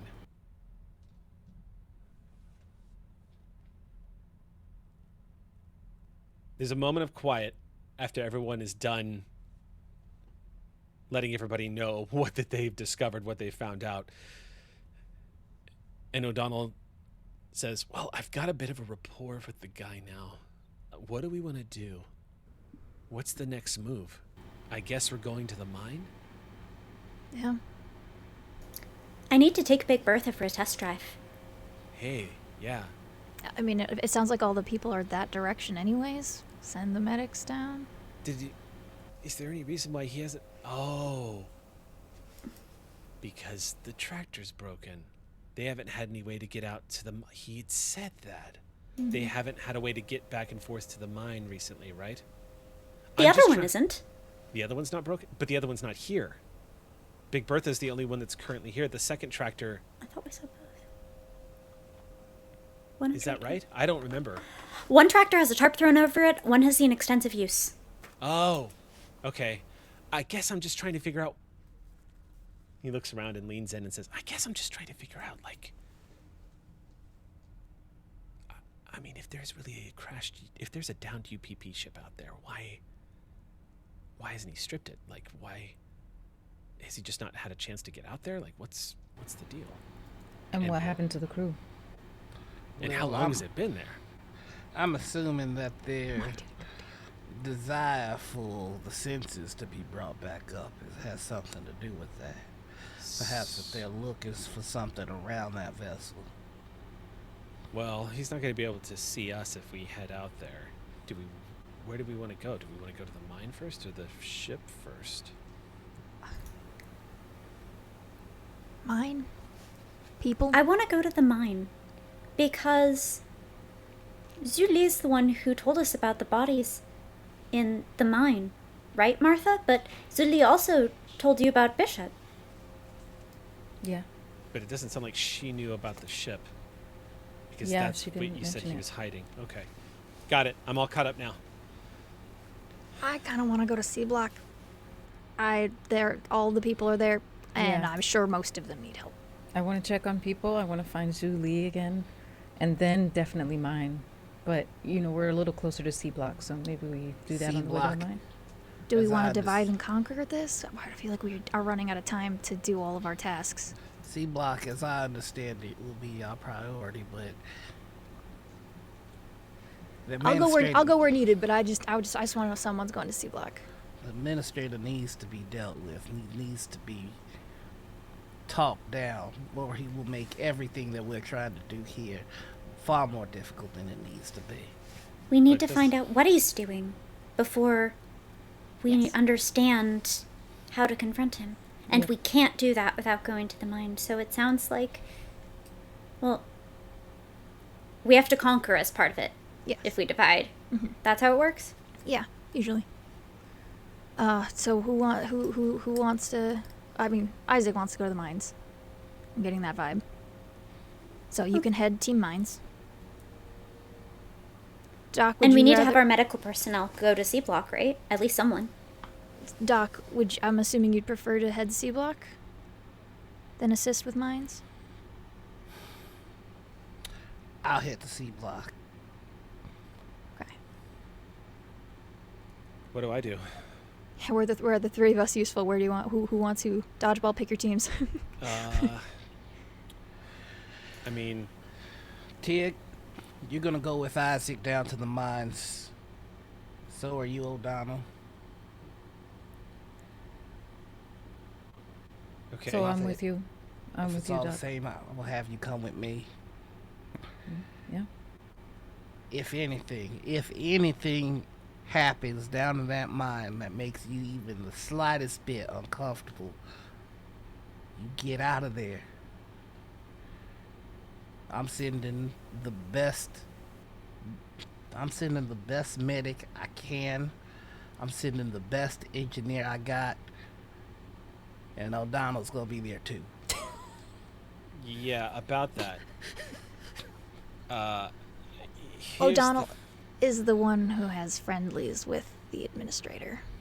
Yeah, and if you guys decide to hit up the ship, you're probably going to want a contact with you, is my guess. Because I'm pretty good with the computer, but if it's a crashed vessel, no good at all. Well, honestly, O'Donnell, I would feel safest with you at the ship. Well, I I have What, an the idea. Elios, you mean? the Elios. So why don't I do this? I could stay near the Elios, and I could distract the administrator. Because I've got something going on with him. I mean, he kind of thinks I'm his, corporate... Boyfriend? Yeah, boyfriend. And if he is, warming up to me, I might be able to get some more info off of him or make him a little more sympathetic. Stay close to the Helios. I feel for that doctor, but I don't trust him being alone in our ship. It's going to look good. Okay, I can do this. Yeah. All right, we got a plan. So, stepping out of character for a second, GM. So we've got the doctor is going to go take care of people in C block, which is an excellent use of doctor skills. And then we have the other three are headed out to the mine then. With O'Donnell is going to stick close to the Helios and is also going to run interference on the administrator. Where would Martha Martha's like team to be? C block was what we If- heard last time. But Where would Martha like to put skills to use was kind of the... Yeah. oh, she's useful sorry. everywhere. Yeah. Okay. The doc wanted me to come with him to C block. And so I'd like to go to C block, check out the situation, and if the doctor is safe, feels safe there, I'd like to check in with the mine as well. Okay. So I'd like to do both, but C block first. Okay. And only if it's a safe enough situation to Right. leave the doctor there. Okay. I'm only asking you to come in case of potential violence, Right. which I hope that there won't be any. But I can also, hopefully, if Zuli is at the C block, which I think she is, Yeah. I can have her also watch your back, Doc. But yeah, definitely want to make sure it's a safe place. Okay. If it's not, I'm not leaving you. Okay. If your comtech is more useful in the mines, then I can protect the doctor. I could meet Bishop.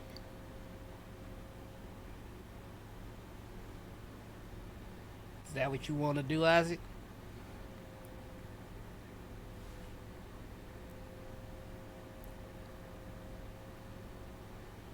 All right, then we make the switch.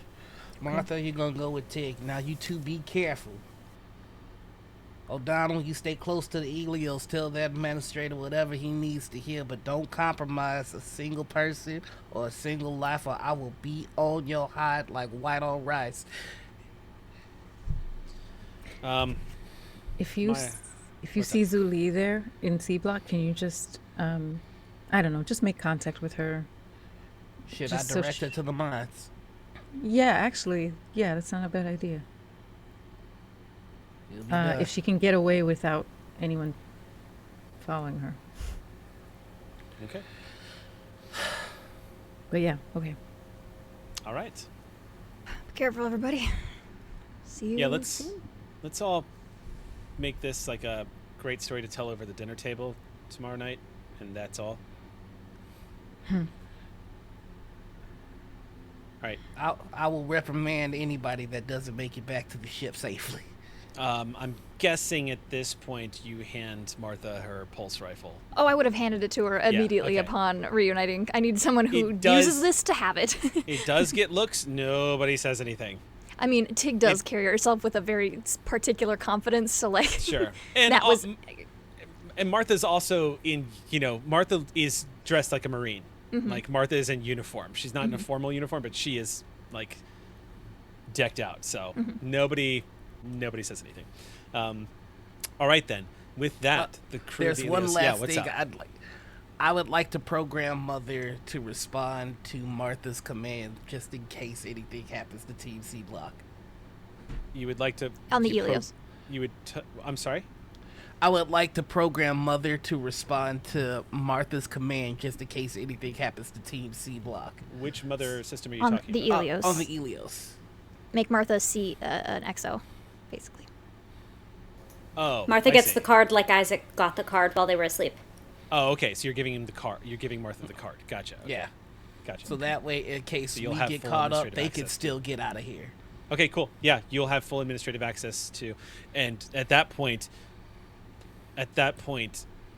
Jackson leans into you, Martha, and says, "And by the way, anything happens to me, Mother will be able to break Atmo and take you guys back to Beacon.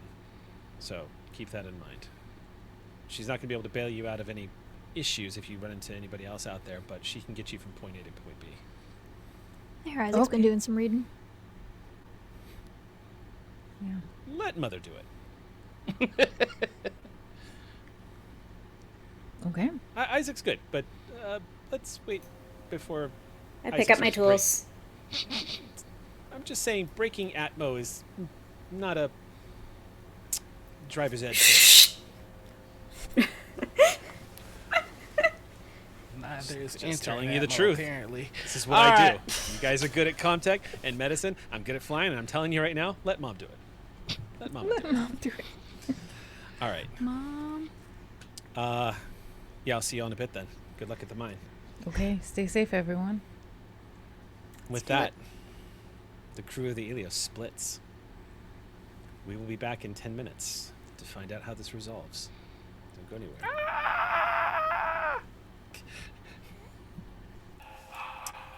Welcome back to Beacon. We are coming back on just as Sam's dogs are going off, but They don't like this either. they don't like this either. They don't want to be scared. We're going to go ahead and pick up right where we left off. The party has decided to split 3 ways. So O'Donnell is headed back to the administrator's office to sort of run an interference on Ruiz. Meanwhile, there's going to be a quick check on C Block, where a majority of the colony is currently stationed right now. And what looks like, according to what you saw in Mother, is sort of like a... it's being set up as a temporary hub for living, as the air scrubbers have constantly started to fail here at the colony. We have the 2 medical professionals. They're going to go scope it out, as well as our Comtech, Martha. When you all start approaching C Block, first of all, you get you've anybody who's done a circuit around the facility to get a good look at it, like Isaac or Martha, you already had an appreciation for how large this colony is as a single building. It's not unusual for colonies like this one that are built in an atmosphere that are not quite susceptible to survival without a mask on to be a single giant unit of a facility.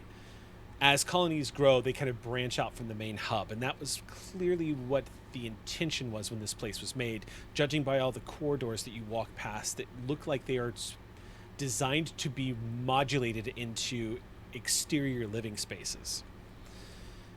However, everything still operates indoors in one giant unit. This little city that you're walking through. More like a little town, really, considering the population as it's come to be.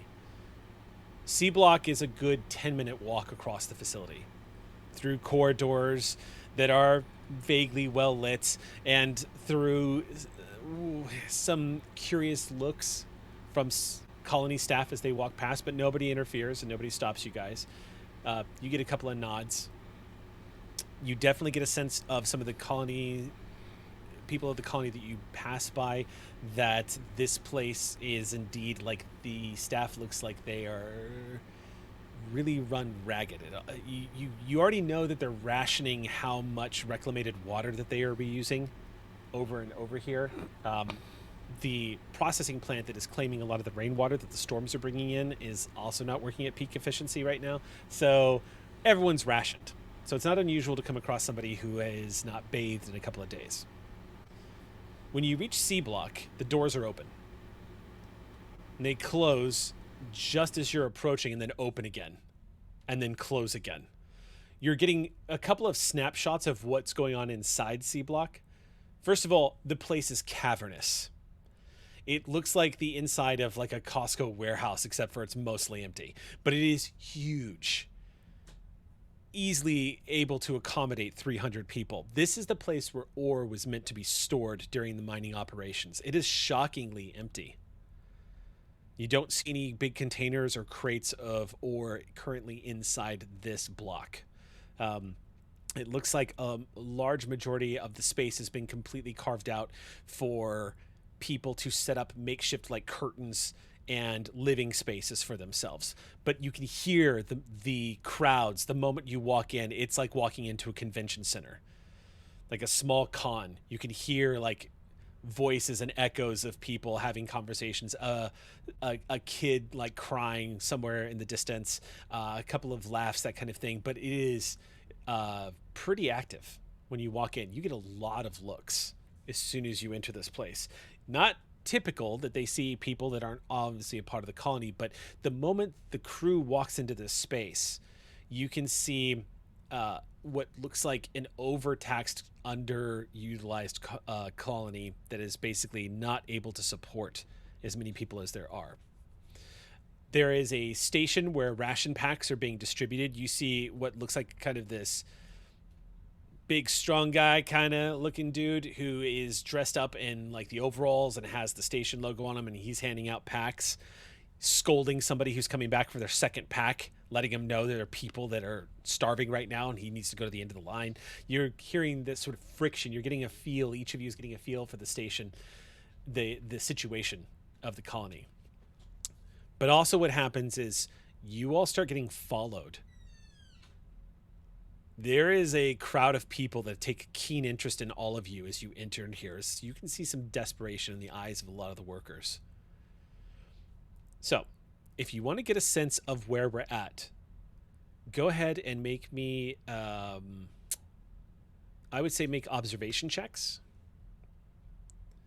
But I'm going to give you a +1 to the roll. It's going to be easier, I should say, to get a sense of what the situation is here.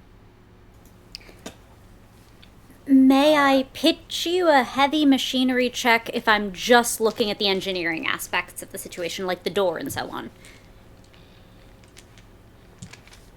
If you're looking at the door, yes, you can make a heavy engineering check. Okay, but not an overall anything. No, that's not going to help you with. This place is just too big. It's going to take you a couple of shifts to like give a once over and get an idea. Maybe. All right, I'll make the obs check then. Okay. 2 successes. Lol. And 2 it's successes. we're all walking in here and looking. Yeah, my impression Is that was right? it's not everybody. It's just whoever said that they were going to go do a quick sweep of C block So C block should be me, Isaac, and you. Isaac. Because And Martha Wait, wanted to do I thought you went... Yeah, do we have to go through C block to get to the mines? no. Martha Okay, told so me. the Back for it. Marines, I think, are going to the mines, and then Isaac and the doctor are at C block. Okay, So, sorry. so as I understood it, just to be clear, Martha said that she's coming with us real quick just to check it out, and then is going to leave to go to the That's what I mines. thought. She swapped with Isaac, so Okay, Isaac's then. coming with you Yeah. Okay, for keeps. Oh, Otherwise, Tig would be Yeah. alone on Mine's team. gotcha. Because So, O'Donnell's on the ship. Doc and Isaac, make your observation checks. okay. So that's 2 6s. Okay, 2 6s. How'd you do? I should have looked at the door. Okay, Isaac, you just see just a swarm of. I've humans never that are seen in. this many people before. Yeah, this colony that they only have one doctor is stunning. That is dramatic. That is an incredibly understaffed colony off the bat. It makes you wonder how many nurses were on staff, and that's what you see at this point, Albright. As you're looking around, you can see what look like medical personnel. You see a couple of individuals that look like they're helping people where they can. They seem to be knowing what they're doing. For the most part, you don't see anything egregious looking. You don't see any major injuries. Certainly nothing like what you saw in the quarters, the gentleman that you brought back to your ship.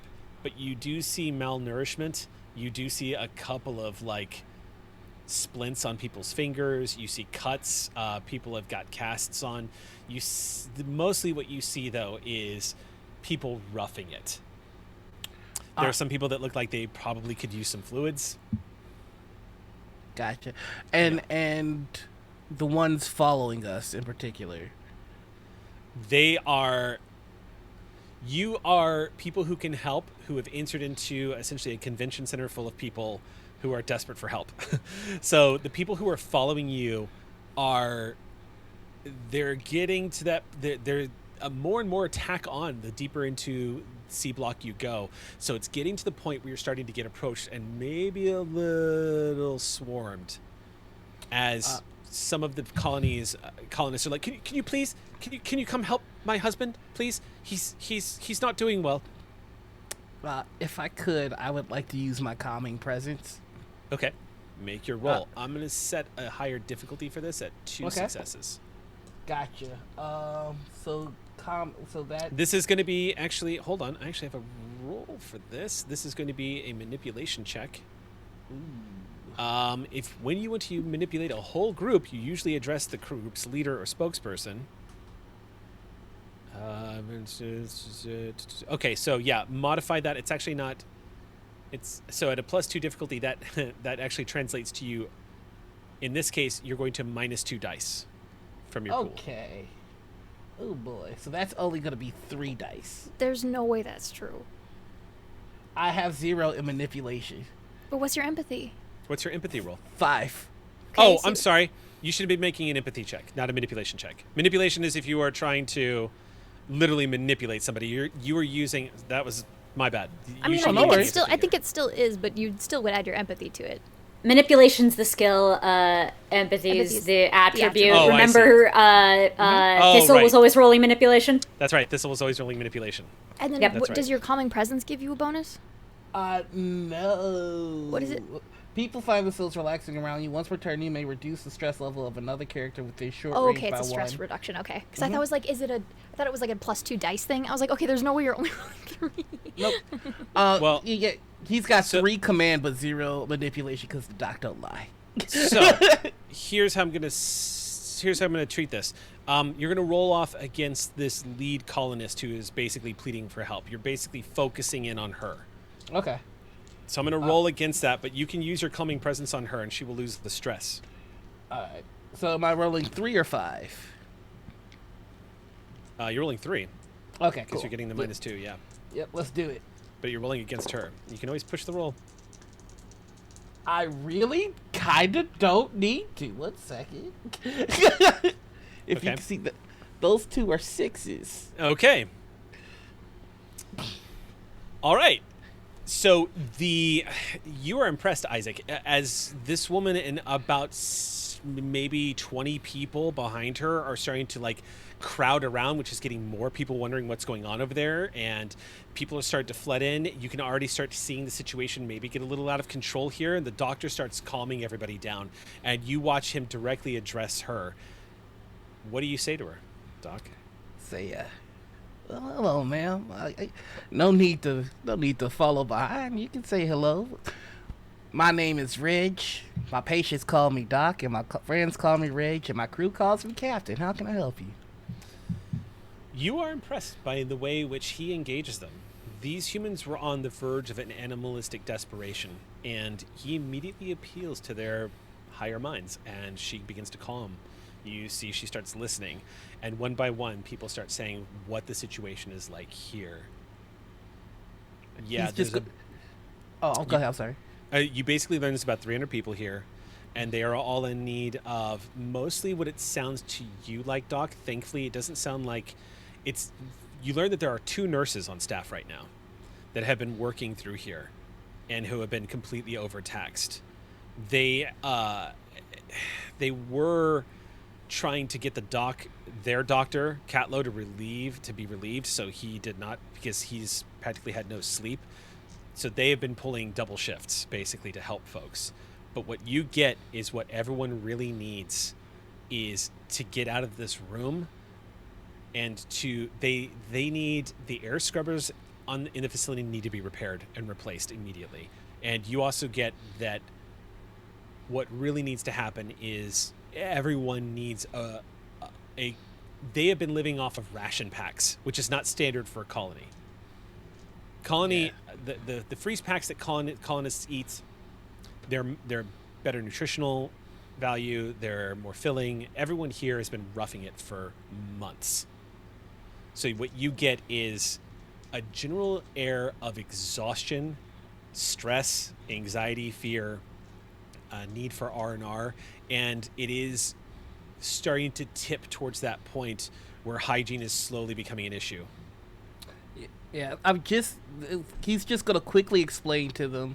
He came here to help. He's brought supplies. Right now, what he's doing is just diagnosis.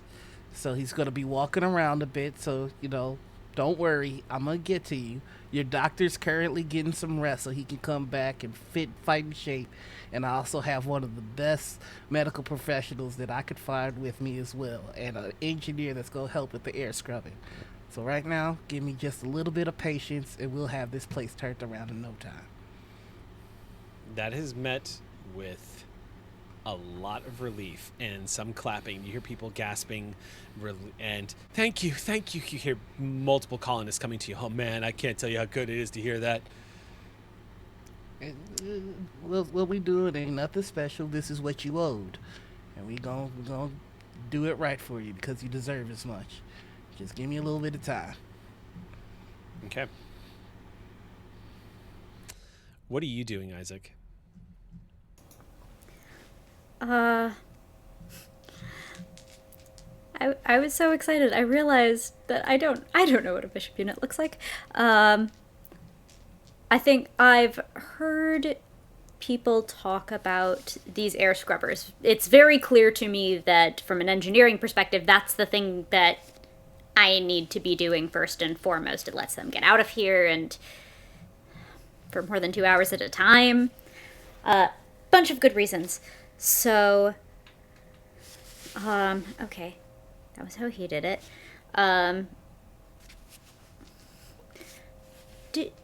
Excuse me. Do you have anyone who works on your tech? Probably very stressed, beleaguered kind of person. Been trying to do too much with too little? People complain to them the most? You get pointed at what looks like across the way you see a large, broad-shouldered, bearded Japanese man who is currently wearing thick, heavy clothes and gloves and is shouting at somebody, "Give me some fucking space!" as somebody gets too close to him and he backs off. Ethan Tanahashi. 35 years old. I'm repeating it to myself as I walk over. You approach. You can hear the sounds of him cranking something in the wall, and he's looking up, and you see, just as you arrive, this air scrubber, which is essentially just like looks like a big AC unit about 20 feet over his head, begins to activate it again. And he goes, closes up a hatch. He goes, "Mother, I've finished the task on C block unit 841C. Starting the next task." Understood. Turns around and spots you, looks at you. Looks like he's got something snappy to say until he notices he doesn't recognize you. And then he sees the beacon patch on your flight suit, Isaac. And glances up at you again and goes, "Who the hell are you?" I'm Isaac. I'm here to help with the air scrubbers, I think, probably. Here with but also who? all those other tickets. With my captain. He's back over there. Your captain? He throws this rag over his shoulder. Yeah? And Was anybody going to fucking tell me that a ship arrived to help us? Hi. Hi. Did you just get here? I've been here for a few hours. I was working on some of the vehicles. They've seen a lot of use. Yeah, of course he'd put you to work on the vehicles first. Yeah. If you know how to handle any kind of repair work, I need all the help. Did you bring any? You don't happen to have any parts that you could spare? Do you have any replacement units on your ship that we could use? I didn't carry in specifics, but we got a whole lot that we can put together from a whole lot. I think we can figure something out. Whole point of me is to make you make that face. He looks a little emotional and just... That's really good news, Isaac. That's very good news. And he lets out a ear-piercing whistle from across the way. You see a woman, also Japanese. Maybe looks like she is in her maybe late 30s. She sits up from what looks like an out-walled panel, and she goes... He just kind of points at you and snaps his finger, and you see her give this confused expression on her face, and she goes, "I don't know what the fuck you're saying." He goes, Here, I'm going to introduce you to my wife. She's the other one that's been helping me keep the facility running. Tsurushiko, 39, runs the mining part of it. Okay. He leads you over. And the two of you, you're introduced, sure enough. Yes. You are introduced. By the way, it is worth noting, too, that the militia, not the militia, but the colonial marshal, Yeah. she did let you know that Matsuda and Ethan were both friends and allies. They're on your side here. Yep. You definitely get the impression that they are quite taxed. But when you show up, Isaac, you're like, oh, yeah, we'll put you to work. It's just us two right now. What? Ethan turns and says, yeah, listen, I don't know how much you know, but things have been pretty bad around here. And some of the people that were helping me actually repair stuff have been delegated to security. Security. There was an incident about 2 months ago.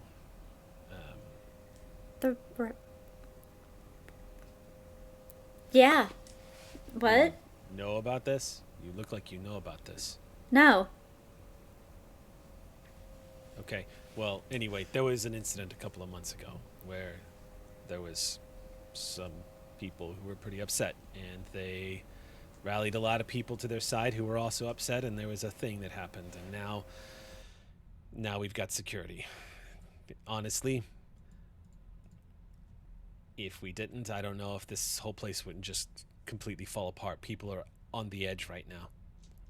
How many of you are there? Is it just you and your captain? No, there are more of us. Okay. I'm going to assume that they're being put to better tasks, but if you're here to help here, I could sure... What do you think? Should I put... Could you help me replace some air scrubbers? That's what the colony needs more than anything else. That was the impression I got from the people following behind us. Yeah, okay. Are you good here? Can I leave you here? And she just says, go. Just get us breathing again. Just go. And he turns to you and says, all right, let's go grab whatever equipment you got and get to work. My God, I'm lucky you are here. So lucky you are here. Happy to help. Tell me about yourself, Isaac. And he slaps you on the shoulder as he puts his arm around you and starts leading you back out a C block.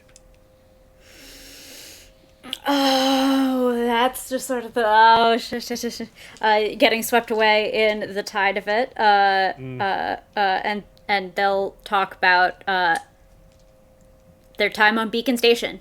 I think they focus on their time on Beacon Station, repair it, like putting back together a station that had fallen into disrepair.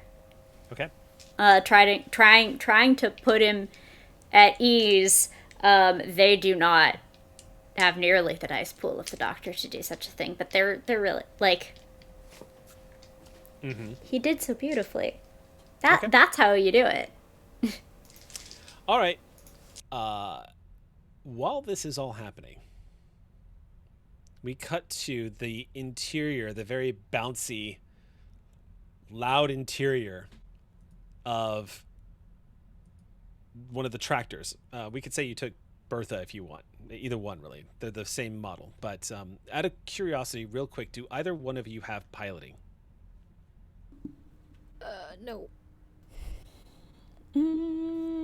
Okay, No. then just so you know, that is the skill in which you will be driving vehicles. So if you ever need to make the roll, and you don't, but if you ever need to make a roll, it's going to be an agility check at that point. My agility is decent. Thankfully, this tractor is mostly used for just hauling things. So there's not a lot of knobs and whistles kind of going on in the inside of the cab right now. It is quite large, and you can see the windows of this thing are much like a canopy over your head. It almost resembles like a combat aircraft in a way, but it's big enough for side-by-side seats. There's enough room up here for 3 people to sit in the front of the cab next to the driver. So it'd be driver, 2 passengers to the right. You can also see the sides of this place, also just lots of windows. And this thing is running pretty smoothly ever since Isaac got it set up. Fully fueled. You've been driving for about 15 or 20 minutes when you start coming up onto the destination.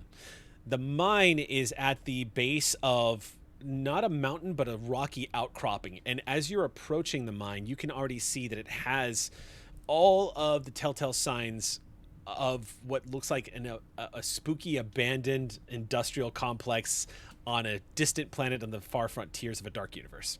You can see it has the skeletal remains of cranes as well as small makeshift buildings that have been constructed off on the side. You do see what looks like smaller vehicles out here that are probably used to haul things around the mine itself.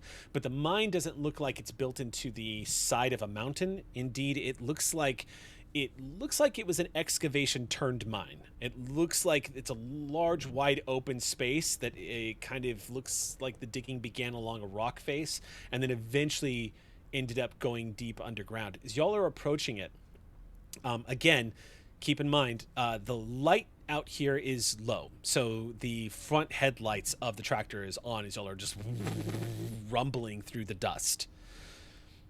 As you approach and come to a stop, you're about 60 meters away from, let's say, no, probably to be safe, more like closer to about 100 meters away from the cropping of the mine itself, the ledge as it were.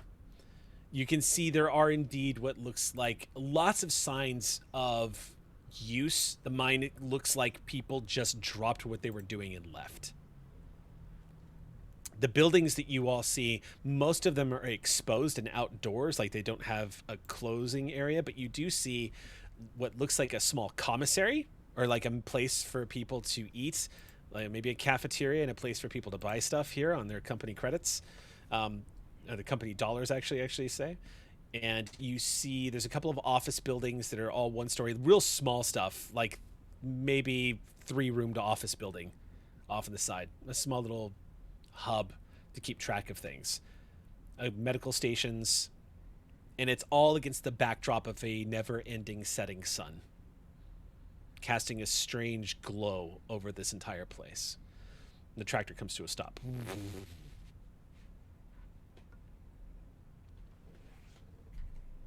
There it is. Mass grave. Yikes. Well, I don't want to wish us one way or another. I don't want to jinx it. So, masks on, let's party. Yeah. And just to be clear, what is our objective here? Who are you asking? I'm Tig. Yeah, I'm Tig. I guess just see what else he's hiding. If we don't find anything here besides corpses, I guess we try to find that down ship. Yeah. Okay. Look around. Is the ship, do we see it out here? The down ship? No, but you are, the mine is only about maybe 2 kilometers from it, so about half the distance. Oh, okay. Not far. Okay. If All right. it's possible if there wasn't so much rolling clouds of dust that in the distance with binoculars you could see it. Right. Because this is flat land basically out here. All right. Okay, let's go uncover some secrets then. Let's do it. We mask up and head out. Okay. Yep. Lots of metal walkways that take you down some of the outcroppings that have been carved out through mining equipment. You see huge industrial drills that are just lumbering up in the air like great leviathans that have just been fished out of a dead ocean, just kind of hanging suspended in the air. It's eerily quiet with just the wind howling through here. When you get to the 3rd level down, after taking another walkway, you can peer across this excavation turned mine. Looks like it's probably about half a kilometer wide. But the mine itself, you can see where it's set up because there's a lot of equipment that just surrounds it. And it looks like it's a mine that requires a lift to go down. It looks like it has an elevator or a lift that has been attached to the side of a rock face that just goes into a large hole. It's quite large. I would say maybe about possibly 450 feet in diameter. That way down? When you reach level 3, you can still see, you're still outside, you're still exposed, but when you reach level 3, even through the ventilated mask, you start becoming aware that the air smells different down here. you are perhaps blessedly spared what it is you are smelling, as the air mask intercepts and it filters out anything that might have been considered unpleasant. Decay. But I was going to say the two of you are Marines. You've been on planets where you've had to mask up before. You know what death smells like. Not entirely unexpected. Well, we're 1 for 1, I guess, on what we were told is going to be out here. Yep. All right. Yeah, and we just keep moving, keep looking.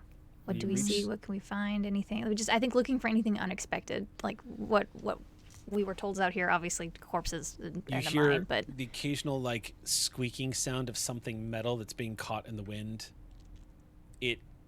It's like hearing a swing set just be caught by a wind, an empty playground.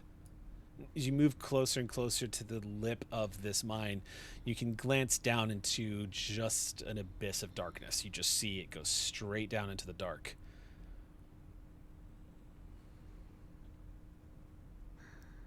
Do we have flashlights? If you'd like to make an observation check. Yeah. and we could see if they have any like functioning, Uh, even if it's non-functioning, like light fixtures or anything that you could check out. It is worth noting, Martha, that it's... I will give you this, because as a comm tech, you would probably know this. But it's entirely possible that the PT chips might still be in the corpses of people who were thrown into this pit. Holy, wow. Okay. But go ahead and make your observation checks. I'm going to assume you guys do have lamps. Okay. 1. 3 5s, but no successes. Okay. So you shine the light down into the hole, and the first thing you notice, Tig, is the darkness just swallows up that light beam. It's so far down. As you glance over the side, Martha, you're just looking around. It's too deep. You can't see anything, so you decide to just see if you can find anything else at the light source. So you start looking around at the rest of the hole just to try to get an idea of how it was discovered, because it doesn't look like they created this hole naturally. It doesn't look like they drilled it. Like maybe they came across a cave and then they began mining out of it. But as this flashlight is passing over some of the rock, you go back to a spot thinking maybe it was just your eyes playing tricks on you. And squinting, you lean forward. If anybody would Tig would know. But you're pretty sure it looks like there is a trail of blood that is on the opposite wall of this hole, going up and down the wall, from descending into darkness and all the way up to the lip. What the Like hell? smattering of gore. What the actual hell?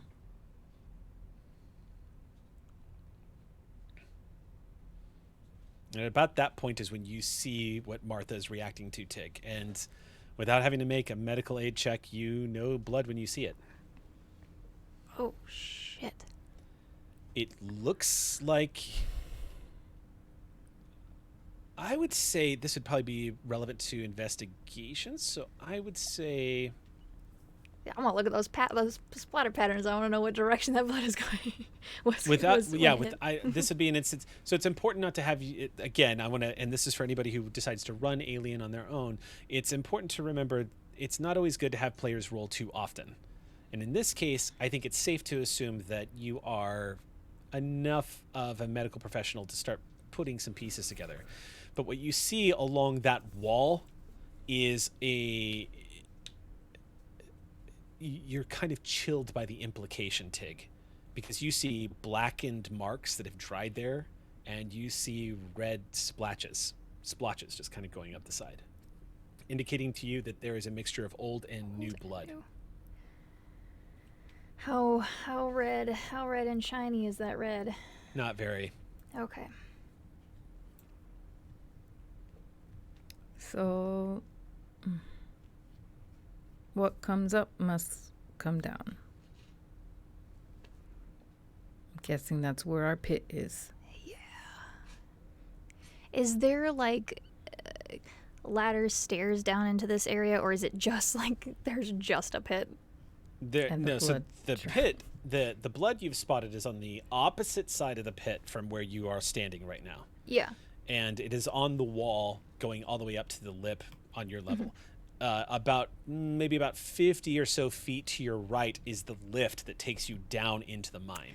Okay, I see. It is built into the side of this canyon cliff, the pit itself. So how many people are dying of bloody, gory injuries that there is a substantial amount of viscera left over? And why is throwing them down the mine the best way to deal with dead bodies? So many questions. So many questions. Okay, so you said there was like sitting, like areas, like common areas type of thing. Did we see anything that resembled like an office or like an intake or like a... Yeah, on the third level, all the way back to the top. Oh, okay. All the way back to the top, you saw the office buildings and whatnot. That's where all that was, administration okay. spots. Yeah. Is it possible to take pictures with our pads?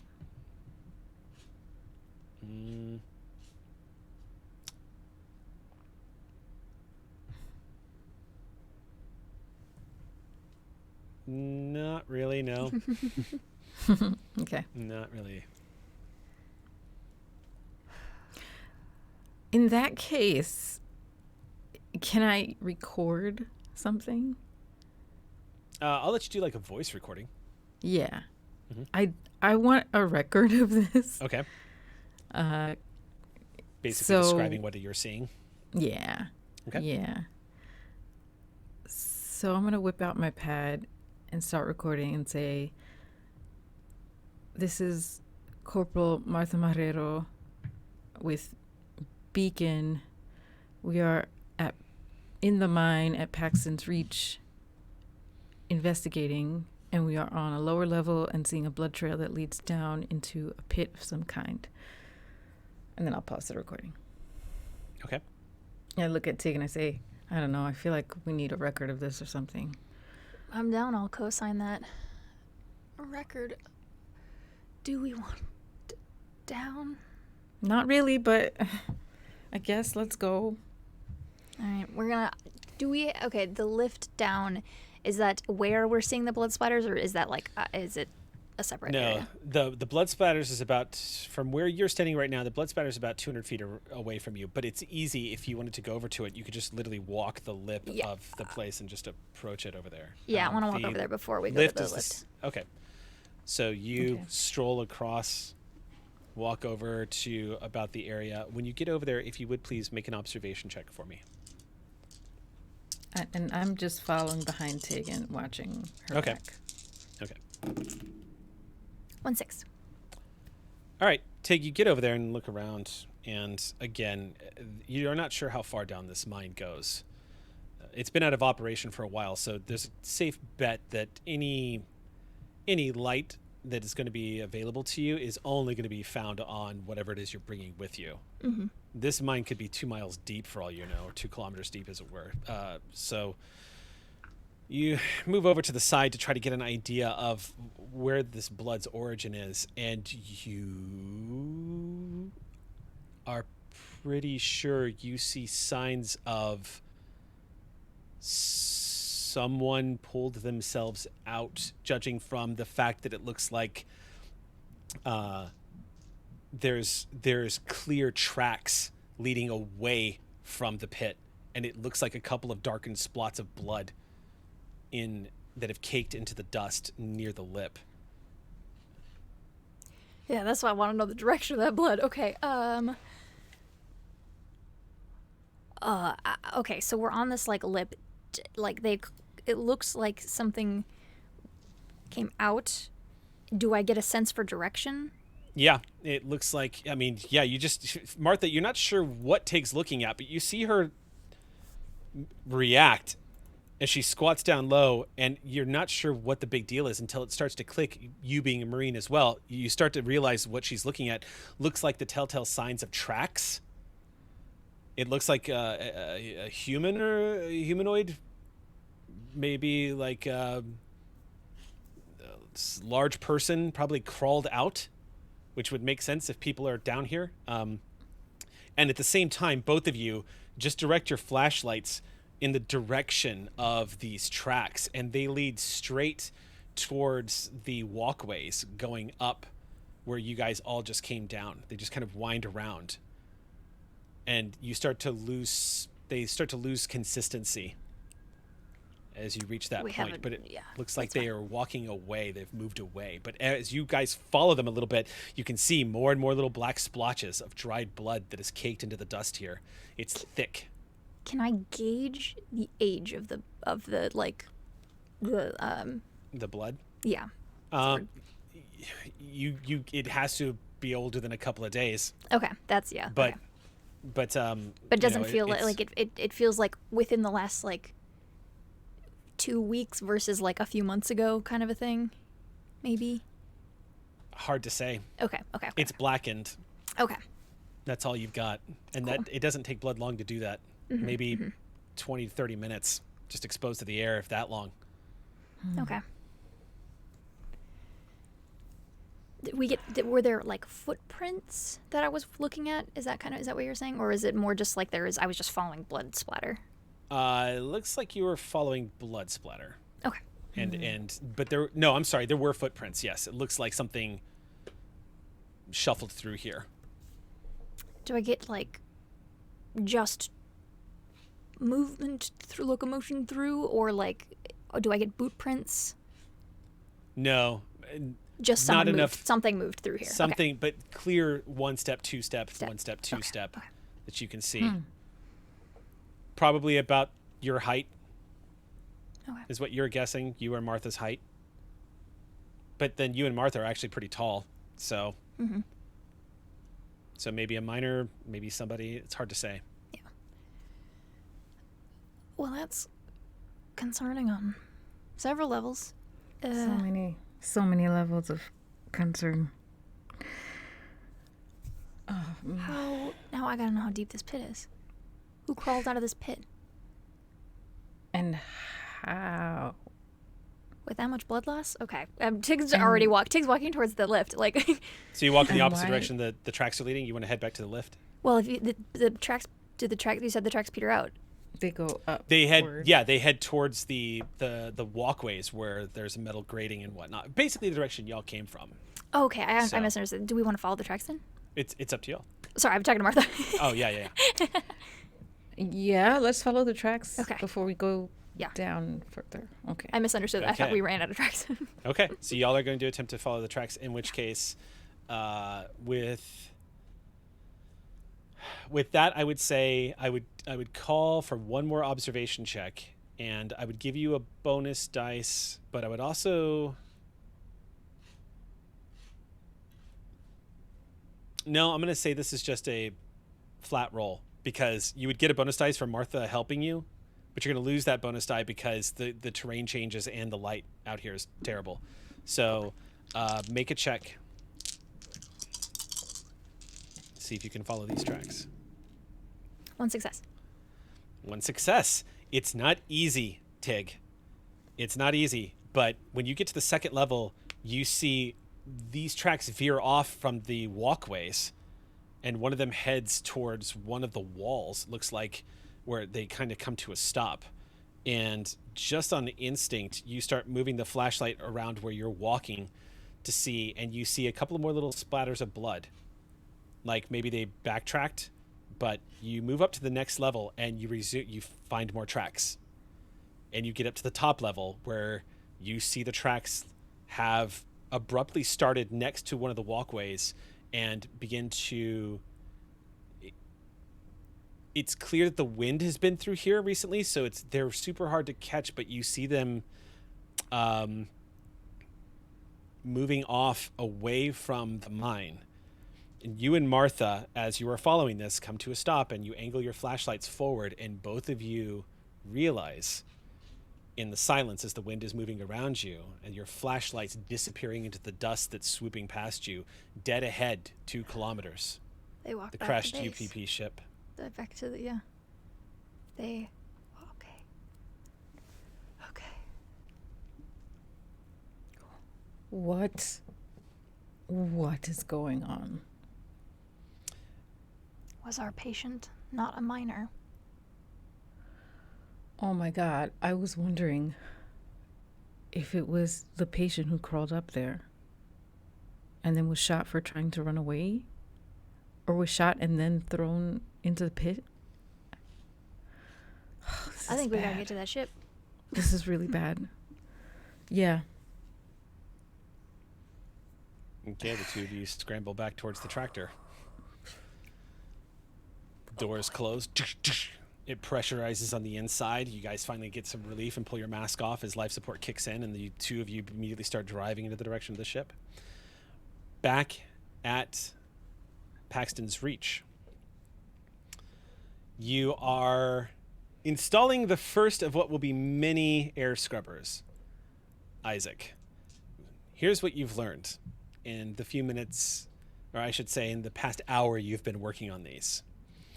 Is it took what your colony engineer friend has described as a frustratingly long amount of time to unload everything that they needed and put it into a staging area. But that now that things are getting fixed, his mood changes dramatically as the first air scrubber comes online. He says something in Japanese that is hard for you to catch, but immediately you realize the translation. He is basically swearing a lot in a, from what you can tell, a joyous way. I know someone like that. Yeah. As you all move on to the next air scrubber, y'all are, first of all, he has insisted on tackling the air scrubbers in the hab block, which you found to be inconcurrent with him. You're like, yes, absolutely. The 2 of you are moving through there, and as he's putting up the ladder to the next one and starts to bring the system down, he says, you are a lot different than our other synthetic that we had here, as he pulls himself up the ladder. In a good way, not in a bad way. I mean, our other synthetic was pretty pleasant, but unique personalities. It's I don't know, interesting to me. Starts pulling the grating off. That's fascinating. Tell me more.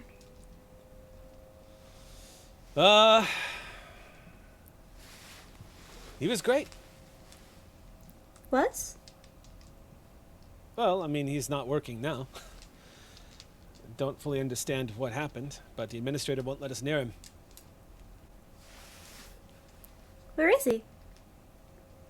I don't know. Last I heard, he was taken offline.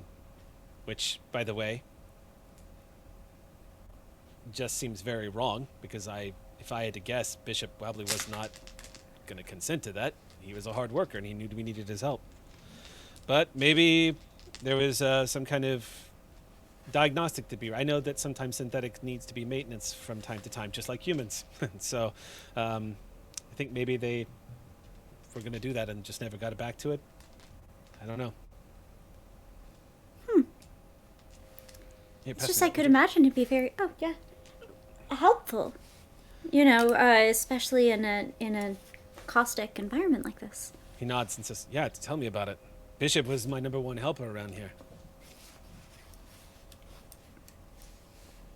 Do you miss him? Yeah, I miss him. It's good company. Good conversationalist. May I get that screwdriver from you, please? He passes it to you. Thank you. Says, tell me a little bit more about Beacon. What it is you do. Is it true you just fly around and help people? Yeah. Pretty much. I That's on. think. That's unheard of. We out will here. be? Nah. You're the first people we're helping. And you're Waylon Yutani, right? Make me, if you could, please, make me a observation check. Oh, I'm for gonna him do trying to sound me out? Yeah, I might actually. Normally observation is wits here, but I'm gonna do something a little. I'm gonna flip the rules a little bit here. I'm gonna allow you to use your empathy instead of your wits. Well, heck. That's worse. Oh, you can use your wits if you want. I was offering that to you in case it was better. I appreciate it.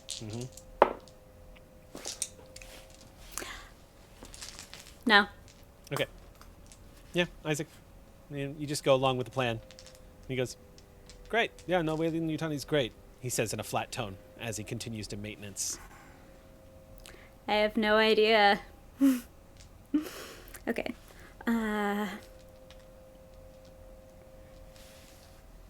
It's just... So where are the rest of the people?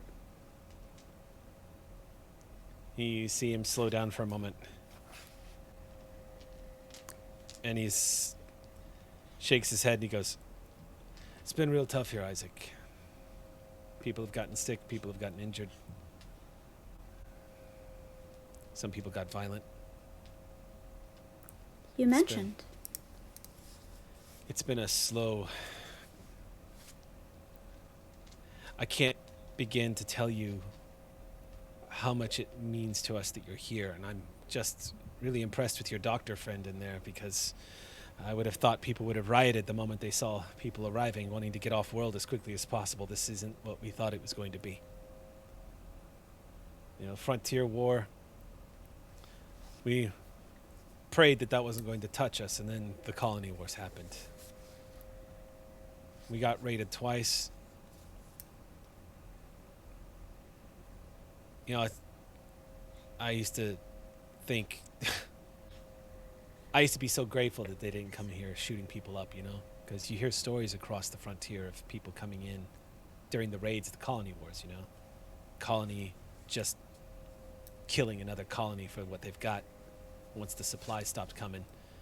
You know, Paxton's reached it and tried to declare its independence. We weren't trying to do that. But that just made us a bigger target because we were a Wayland Yutani colony. We were connected. People thought we had everything that they needed, and we did. So once the supplies stopped coming, people started coming. And they just took and took and took. And I used to think, you know, and he just passes you another tool, and he says, I used to think we were so lucky they didn't just shoot the place up and do terrible things to us. We were so lucky. They just threatened us, they took our supplies, and they left us so that we could just kill each other. How kind. Because that's what happened. It started to fall apart, and then the administrator did what he could to keep order around here, and then things got weird. Weird? Yeah, he just got real secretive about certain things.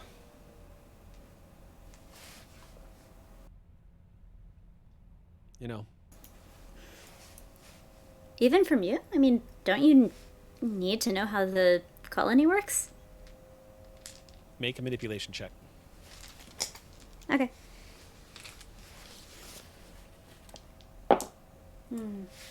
Nah.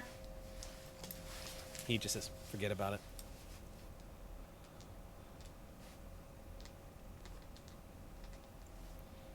I'm a good listener. Yeah. You're also a Wayland Yutani synthetic. No offense, Isaac. And he continues making adjustments. How could I possibly take offense to that? It's true. And we all love Wayland Yutani. And he just says that through clenched teeth as he continues inserting. Whoa. Just inserts the object. He goes, there we go. Pats it. And he looks down at you and says, all right, well, 8 more to go. He gets down off the ladder. Then he pauses and says, maybe you could take a look at Bishop at some point. It might be helpful to have someone more familiar with the equipment. Let me see what I can do about that. Help me with this next one? Sure. Can I go check on my doctor? Though that was a lot of people. Sure, I could take a break. I could use one. We're making double time right now. I'll meet you just right here. I'm just going to have a smoke. Now that the air filters are working, it's not going to bother anybody. It's a good test for them, I suppose. You see him pull out a just rumpled, crumpled-looking pack of cigarettes. You can't imagine that these cigarettes are intact, and indeed, when he pulls one out, you can see that they're not. He just puts it in his mouth and goes, I'm going to put that torch. Takes it out of his mouth, and you just see him use a torch to light the edge of the cigarette, and he goes, oh, shit. I think at that you would hear from wherever the doctor is, are you out of your god mind smoking in here? You see engineer glances at you and he goes, there's no way he can smell that. He's not looking at me, is he? There's no way he can smell that. That's inhuman. I would not test the breadth of his capabilities. I haven't had a cigarette in 4.5 months. If you don't put it out near him, it might be your last. He hesitates, and you see a smile come across his face, and he goes, you know what, Isaac? There are some things worth dying for.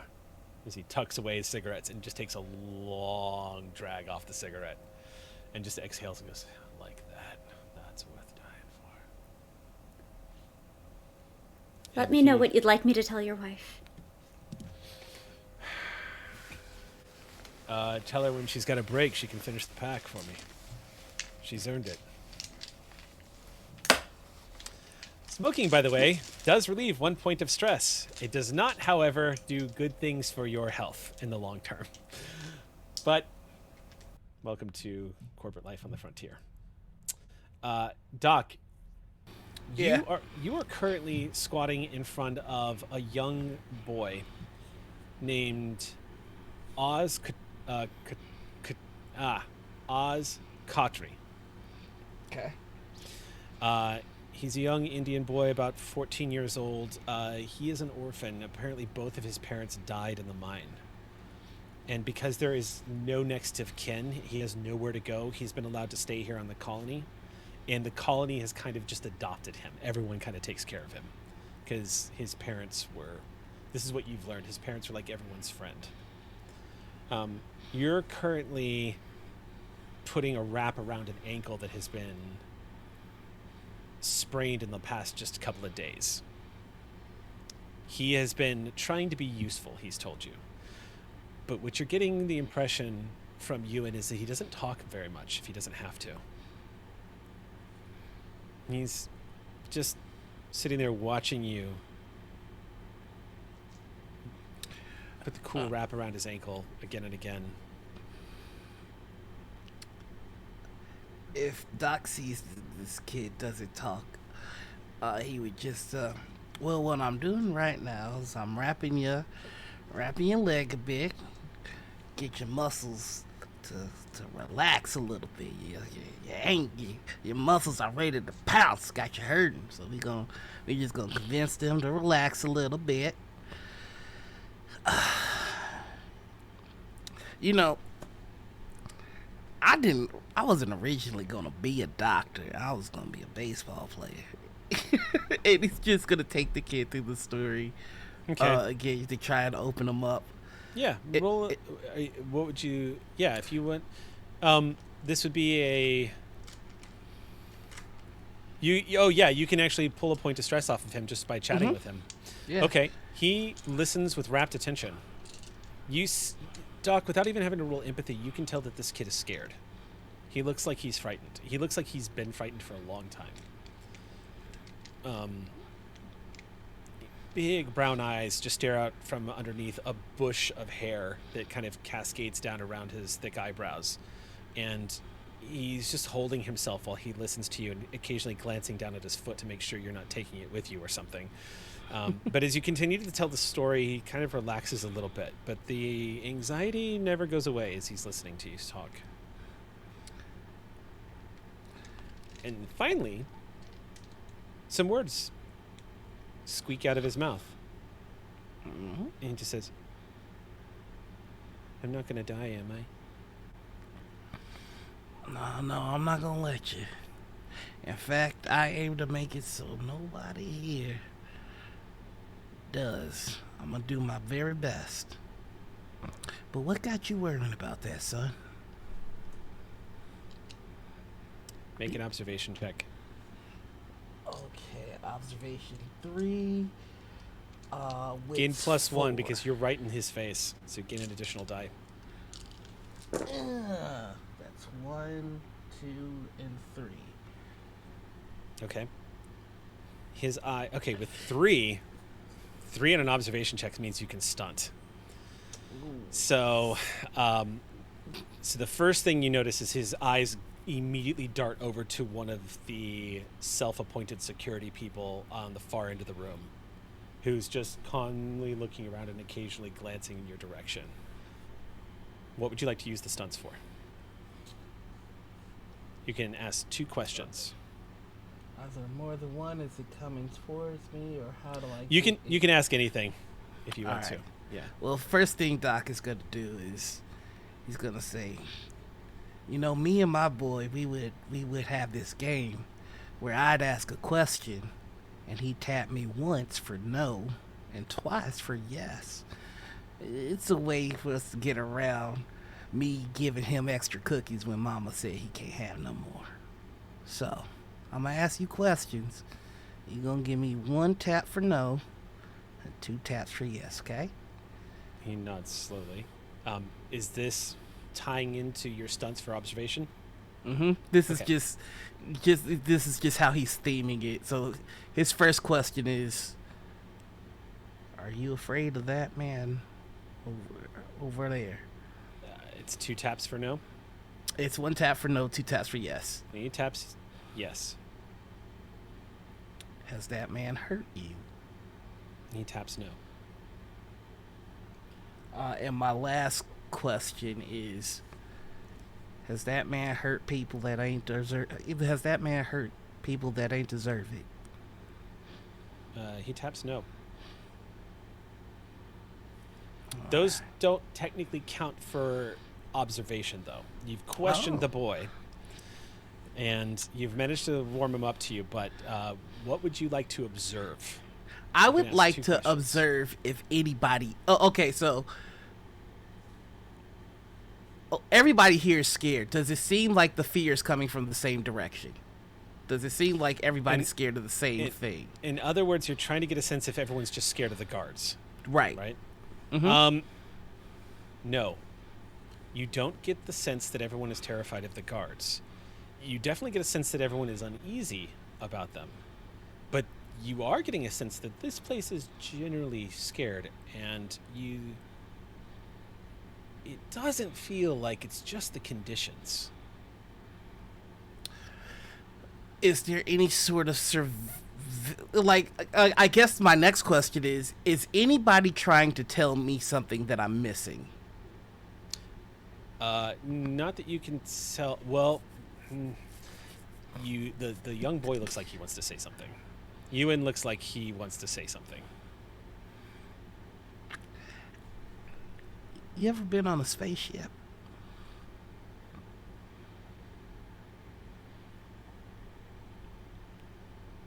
You want to check out my spaceship? I'm a captain, you know. I'm not allowed to go outside. According to who? The grown-ups said that we're not allowed to go out.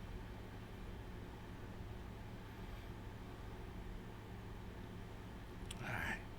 Well, last thing I do before I wrap you up here is to bind our newly forged friendship.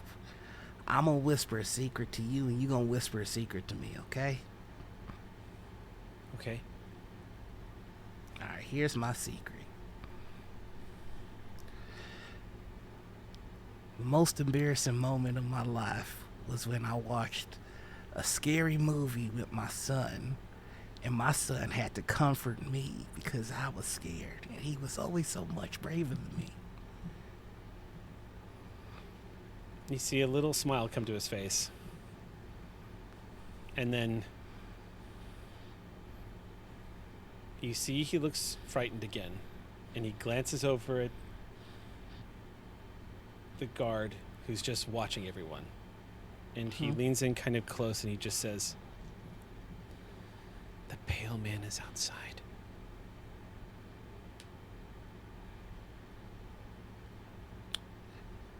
Oh, you like, is the pale man like a little? Do you know what a synthetic is, son? He nods. Is the pale man a synthetic? He stares at you for a long moment and slowly shakes his head. I'm gonna tell you another thing. Yeah. My good friend Isaac over there is a synthetic, and they're the strongest one I've ever met. Good soul, hard worker, and they're not gonna let nothing happen to anybody here.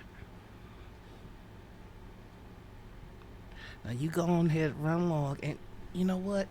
And if it's okay, I would love for the doc to have like taken some sweets from his rations Okay. and hand them off to the kid. He looks at it slowly, and then you see him stare at it for a moment, and the boy looks up at you again and just says, "I don't want the pale man to eat you."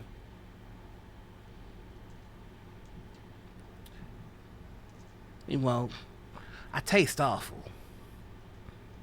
Takes the candy and hops down and starts to move away.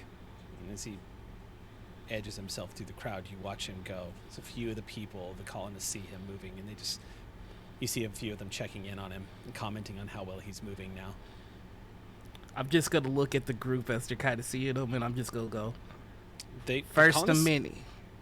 The colonists, you definitely get the sense that it's true. The colony kind of looks after him when they see him moving through. You see a few of the colonists checking in on him, smiles on their face. First of many, we gonna take care of all of you.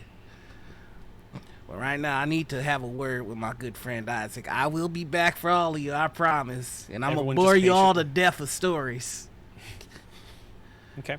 You move over to Isaac, who is currently approaching you, as Isaac has just re-entered C Block. Beeline straight for you. Hi, doctor. How are your patients? They're doing well.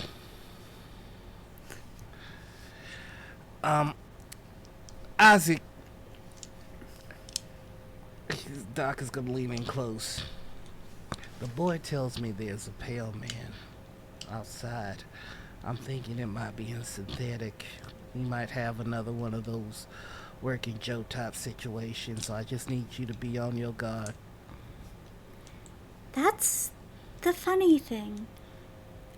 Ethan told me that the synthetic on the base was guarded, but didn't Martha's PT checks show he's in here?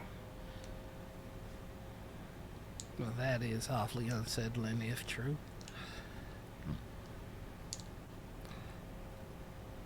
I don't- think he probably has data.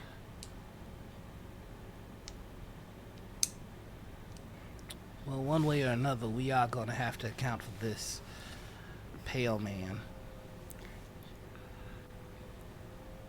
I can go outside and look. I'd much rather you didn't go alone. The last time that we dealt with a rogue synthetic, you stayed upstairs. It's okay to stay with your patients. And look for Bishop. The last time, I was just a doctor. This time, I'm a captain. Things are a little different. So if we're going together. I don't trust Dr. Catlow to take care of the patients as much as I trust you. Nothing can happen to you. And it's a good thing I have you by my side to bring me back safe and sound. That's true. We're gonna get these people taken care of, Isaac. We're gonna do the right thing. Of course we are.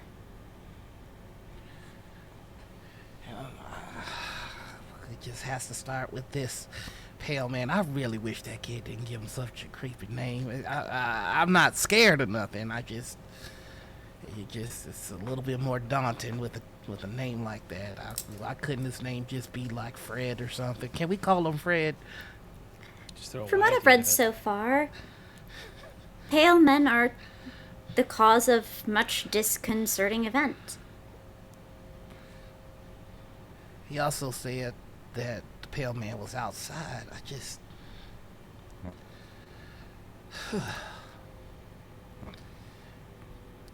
We should rally with the others, probably.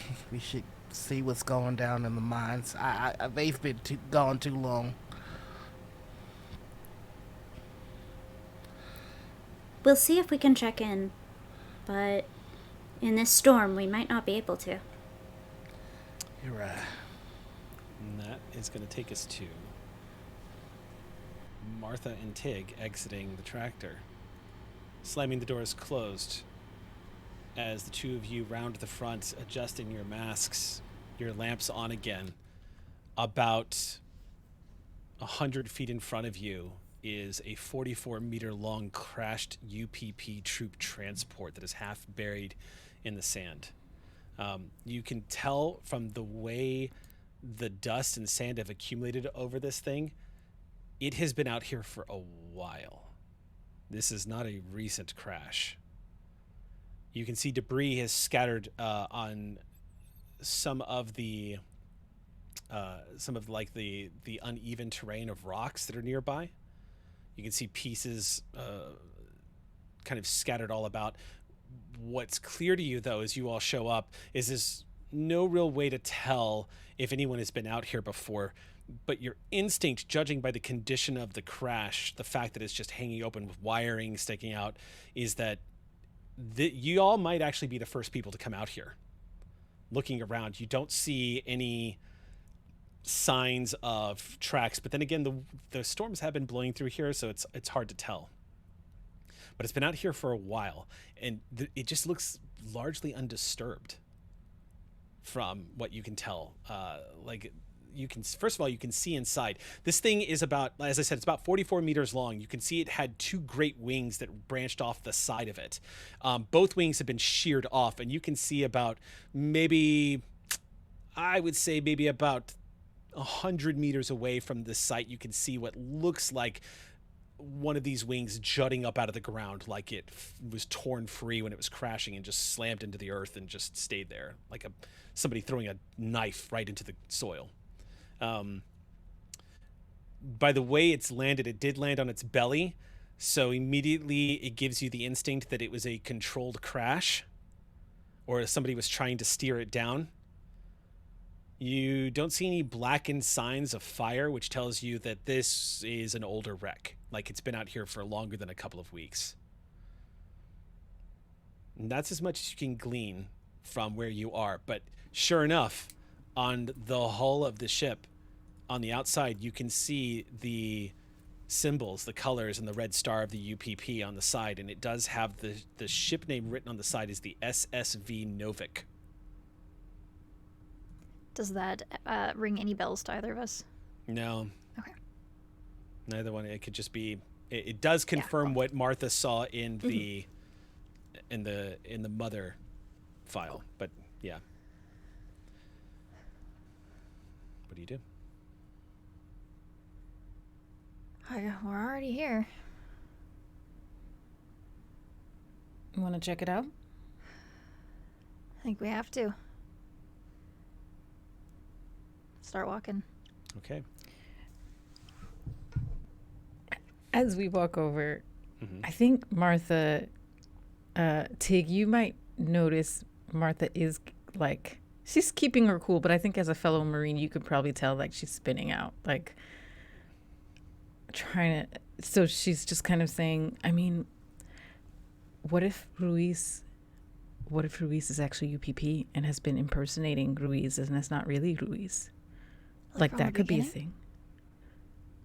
Like No, from- since the crash. Like UPP crashes here, they take over by force, and then they all impersonate the people in the files. Like they find pictures of them and they make themselves look. Okay, maybe I'm losing it a little bit. maybe a little. Okay, yeah, That's okay. I'm gonna I walk mean, that back. only one way to find out. Yeah, it's just I'm trying not to mention the worst, but my brain keeps going to the worst. And I guess, I mean, aren't we kind of trained to do that? Yeah, Prepared for anything? yeah, but usually we have a whole troop, not just two of us, and that is freaking me out a little bit. Well, two's more than one? Yeah.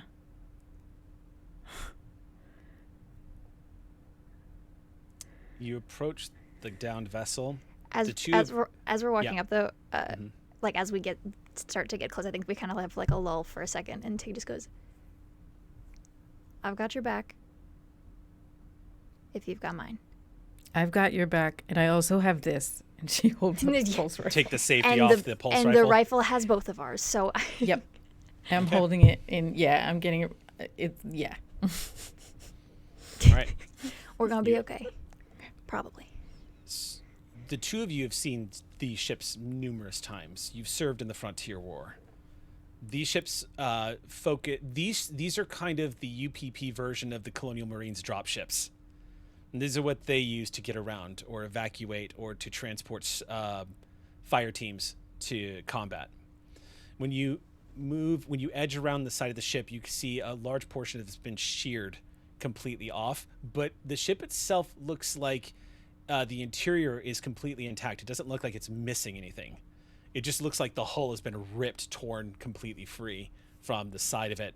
Looks like the wreckage. You're starting to get the feeling that maybe it didn't land belly up. You're starting to think maybe it actually cartwheeled and came to a rest here. Now that you've seen the other side of it. And you take one step towards it, shining a light around. Both of you, if you would please make me observation checks.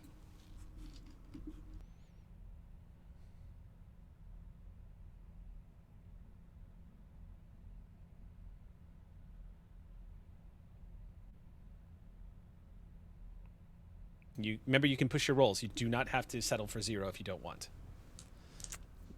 I have But- two successes. But she here. got 2 Yeah, we'll successes, take it. so. Yeah. Okay. So, Tig, you're just seeing the inside of a torn up ship, and I work with people. This is not my. the first thing you see, Tig, is there are bodies in here. There are at least one. One of them is wearing a UPP military uniform, and judging from the state of decay, these people have been out here for months. Ooh. They are getting skeletonified as you were looking out here. Mostly, like, there's no smell as you're approaching, just kind of looking at it. The one you're looking at just right off the top of your head, you would say probably died on impact. Probably blunt force trauma from A one of the cartwheeling drop ship. Yeah. Basically got hit with a planet in the ship that he was inside. You shine the light around to keep looking for more. You just see wires hanging off the ceiling, but you're not really seeing anything of import. Martha, how many did you get? 2 successes. Okay. So with 2 successes, Martha, when you step inside, this place has not been stripped at all. You don't see any indication that anything's been removed from this. It looks like you might be the first ones to be inside this thing. The light moves across the floor, and you see there is a second body in here that's laying face down. The second body looks like it was wearing a uniform of something a little more refined, but it might be... Actually, as a comtech, you might actually have a knowledge of this, but it looks like somebody of a higher rank. Maybe an officer who was in a dress uniform. And lying just a few feet away from them, it looks like there is a small like a security casing, almost like a briefcase that's been peeled open. Looks like it's been peeled open from perhaps the crash. You also see laying here on the ground a Norcom AK-47 that is just laying on the ground. This is a UPP. This is the UPP standard issue assault rifle that they hand out to their soldiers, and it's currently just laying free on the floor. Then there's a few. Looks like the inside of that casing. It looks like there's something on the inside that's been torn. It looks like this thing is hardy. Like it was not meant to be opened the way it is. It looks like it's been peeled back, and the way it's wedged up against the wall, it looks like it was probably from the impact and the roll, and just kind of sheared the inside of this thing, heavily damaged. So definitely something of interest. Now you can ask me another question or look for something else with the stunt on the observation check.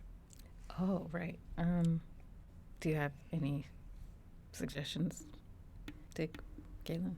I guess, I mean, with your specialties, like, if is any of the, like, is there any, like, messenger base or anything like communications bases that's salvageable? Could you see, like, their final transmissions? Is, like that kind of a thing? Is that would be my first instinct, but we could also go,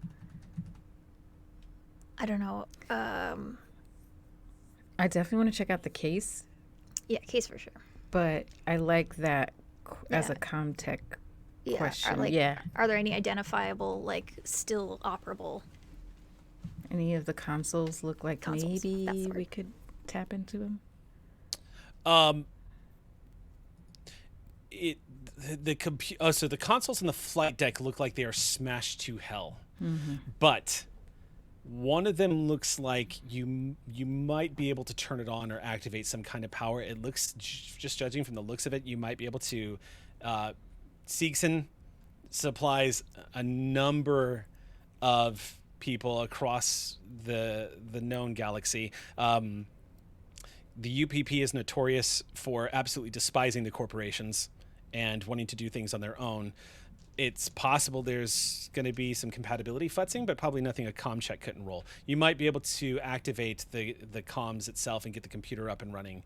What was the other part? Is you were just trying to figure out if you could activate the computer? Yeah, so the computer, but then also the case that secure. There's like a The case. case doesn't look. Just looking at it, it doesn't look like you'll be able to pull it open. But thankfully, it's open enough where you could probably pull everything out that's inside. Looks like files and other kinds of things on the inside. When you withdraw some of it, it looks like some of the paper has been burned. But you do see a drive that looks like it's been damaged from the impact immediately just slip out. The drive has a unique symbol on it. It has something written in Chinese and Russian lettering across the top of it. And it has what looks like a single black star on the dead center. I would like to take all of that stuff. Okay. You take all of that stuff. Just packing it up.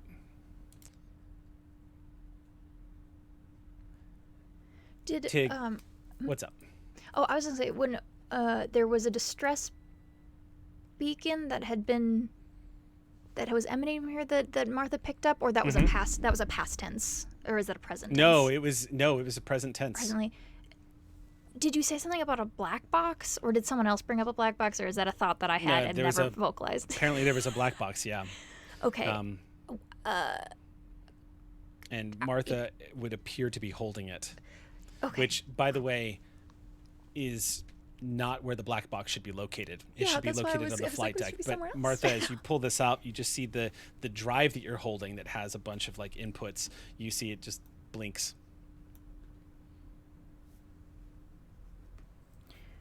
Okay. So this should help us figure out what happened to this ship. Hopefully why it came down. How many bodies are in here? 2? We've seen 2 so far. As you glance around, there is a third body in here, actually. Towards the back of the vessel. The large area where you suspect is where some of the flight crew was able to bunk if they needed to. But there is a third body back there from the looks of it, from where you all are currently at. Based on the size of the vessel, what would the carrying capacity be? Like a standard. I have Troop the drop. answer to that. Yeah, let me pull that up. So for vehicles, because I actually have the Colonial Marines core book. Woohoo. Hooray! So for this class of vessel, this is capable of carrying. This is the attack drop ship. Oops, wrong one. Military. It doesn't specify, but I would say it probably carries up to about. It could carry up to maybe 16 soldiers. Okay. And so more than probably more than 3. more than 3. Yes. Okay. Capable of carrying about 16 soldiers. Also capable of doing vehicle drops, much like your standard Colonial Marines. It probably can attach a tank at the bottom of it and bring it into combat as well. Okay, cool. I do want to go check out that other body, but Yeah, I wanted me to too. see. I just wanted to gauge like capacity. Martha, as a comm-tech, you would note that this drive looks like you could plug your data pad into it and access it. It looks like, yeah. And as you move into the back area, Tig, it's pitch black in here, completely closed off to the outside. You just see motes of dust flowing gracefully through the beam of light in front of you. Do I see any blood on the floor? You do. Yes. A track as though someone were walking and moving. You do, through? yes. The light shines down. It's next to a corpse that looks like it's been rent in half. There is, and this one looks much newer than the other two. It does not look like it is decayed long. It looks like it was also a UPP officer. There's blackened marks everywhere. And there is what looks like in the far left corner an alcove that has some kind of storage facility that has all kinds of warnings and writings all over it that's been sealed up, except for the crash apparently destroyed it. You can see what looks like a large canister that's probably about it looks like it's probably about maybe 3 feet long, about 2.5 feet in diameter, and your immediate instinct is that it was some kind of cryostasis tube Yeah. that has been shattered and broken and torn, rent apart.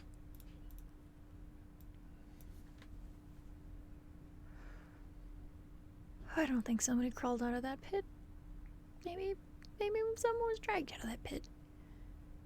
Can I? So there are warnings or whatever written on the door. Can I? I want to go look and see what was written about this. What type of?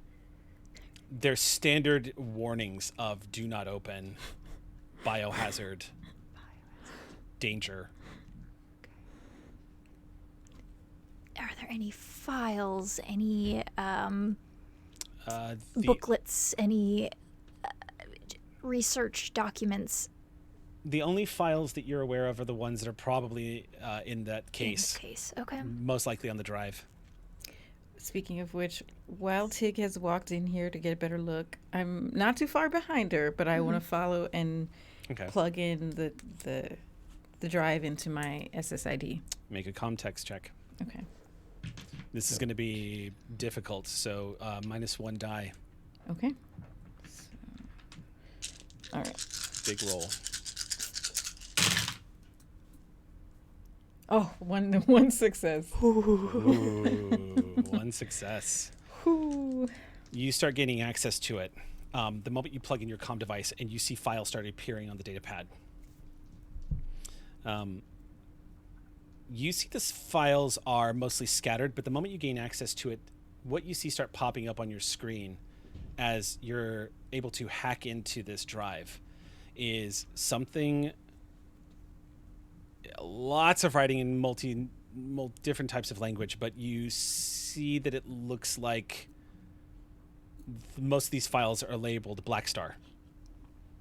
And you see personnel files just flipping through. At about this point, Tig, you can see from the glow of the data pad, Martha is just looking at this data personnel file. Tig, do me a favor. Yeah. Roll an observation check. Okay. I've been so good at those tonight. Okay. Come on, Tig. Got stuff to see. No successes. You can push. You can always push. I do in this want to game. push. I think she's like really on edge right now. I would Gain like to 1 push. point of stress Yes. and roll again. Okay.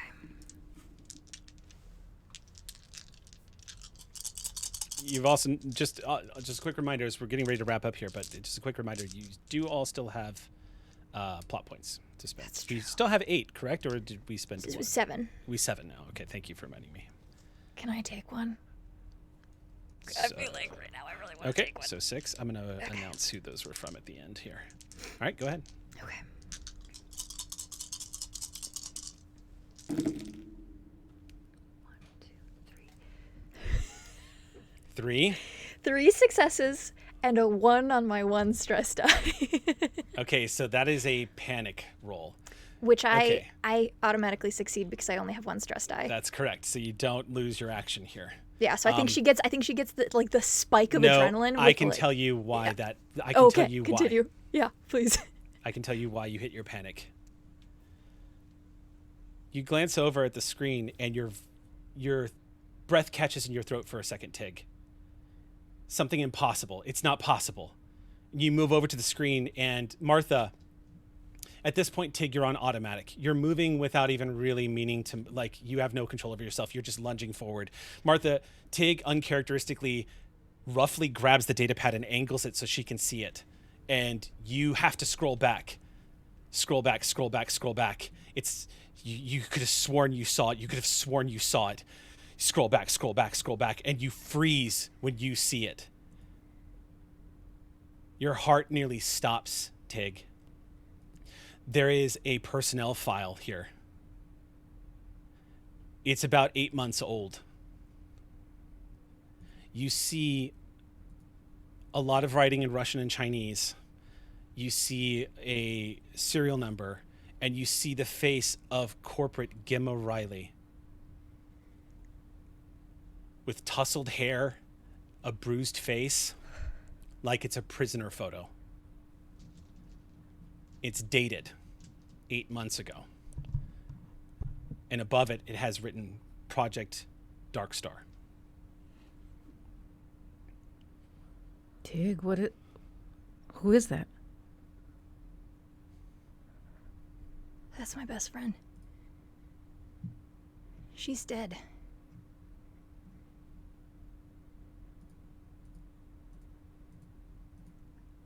I watched her die. You know that sound when something taps a hollow metal tube? That sound that sometimes people make when they're climbing a ladder that has big, thick rings on it? That sort of echoing sound of metal. Doom, doom. You all hear the sounds of something shuffling in the compartment that you all just left. It sounds like something heavy, large on metal. Doom. And then each of you hears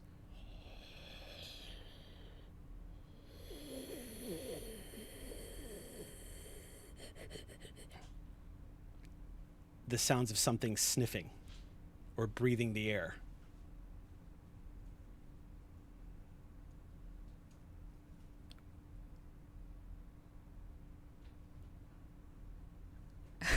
Turn to look. You shine the light over into the doorway. You turn to look. Standing in the doorway, with one hand just reaching around the entryway. I couldn't describe it as a man, but it certainly looked like it might have been one. It stands about 6 feet tall. It has no eyes, a slightly elongated head, and its skin is fleshy, pale, and white. These bony protrusions are popping up out of its spine, like it has multiple bones, maybe that they were spines at one point that have just been grown over by skin now. But its hip bones are visible through the shrunken flesh of its body. It has no face whatsoever, just a thin slit across the bottom of what you must imagine be its mouth. you do see the telltale signs of blackened dead blood caked all over its hands up to its elbows. Rancid blood, like it's been wading through the bodies of dead people, perhaps at the bottom of a mine. And that is where we are leaving tonight's game.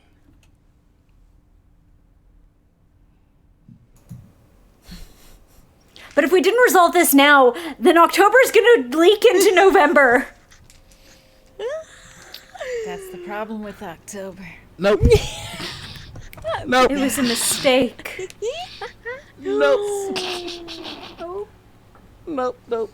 All right. Nope. Okay. We ran long Okay. tonight, so I'm going to do XP off screen. I'll just dole it out to you guys post game. But thank you, everyone, for joining us for this very special Halloween episode of Beacon. It's not over yet. We will see you next Monday. We will see what happens next Monday. But until then, thank you. Stay safe. Happy Halloween. And sleep well.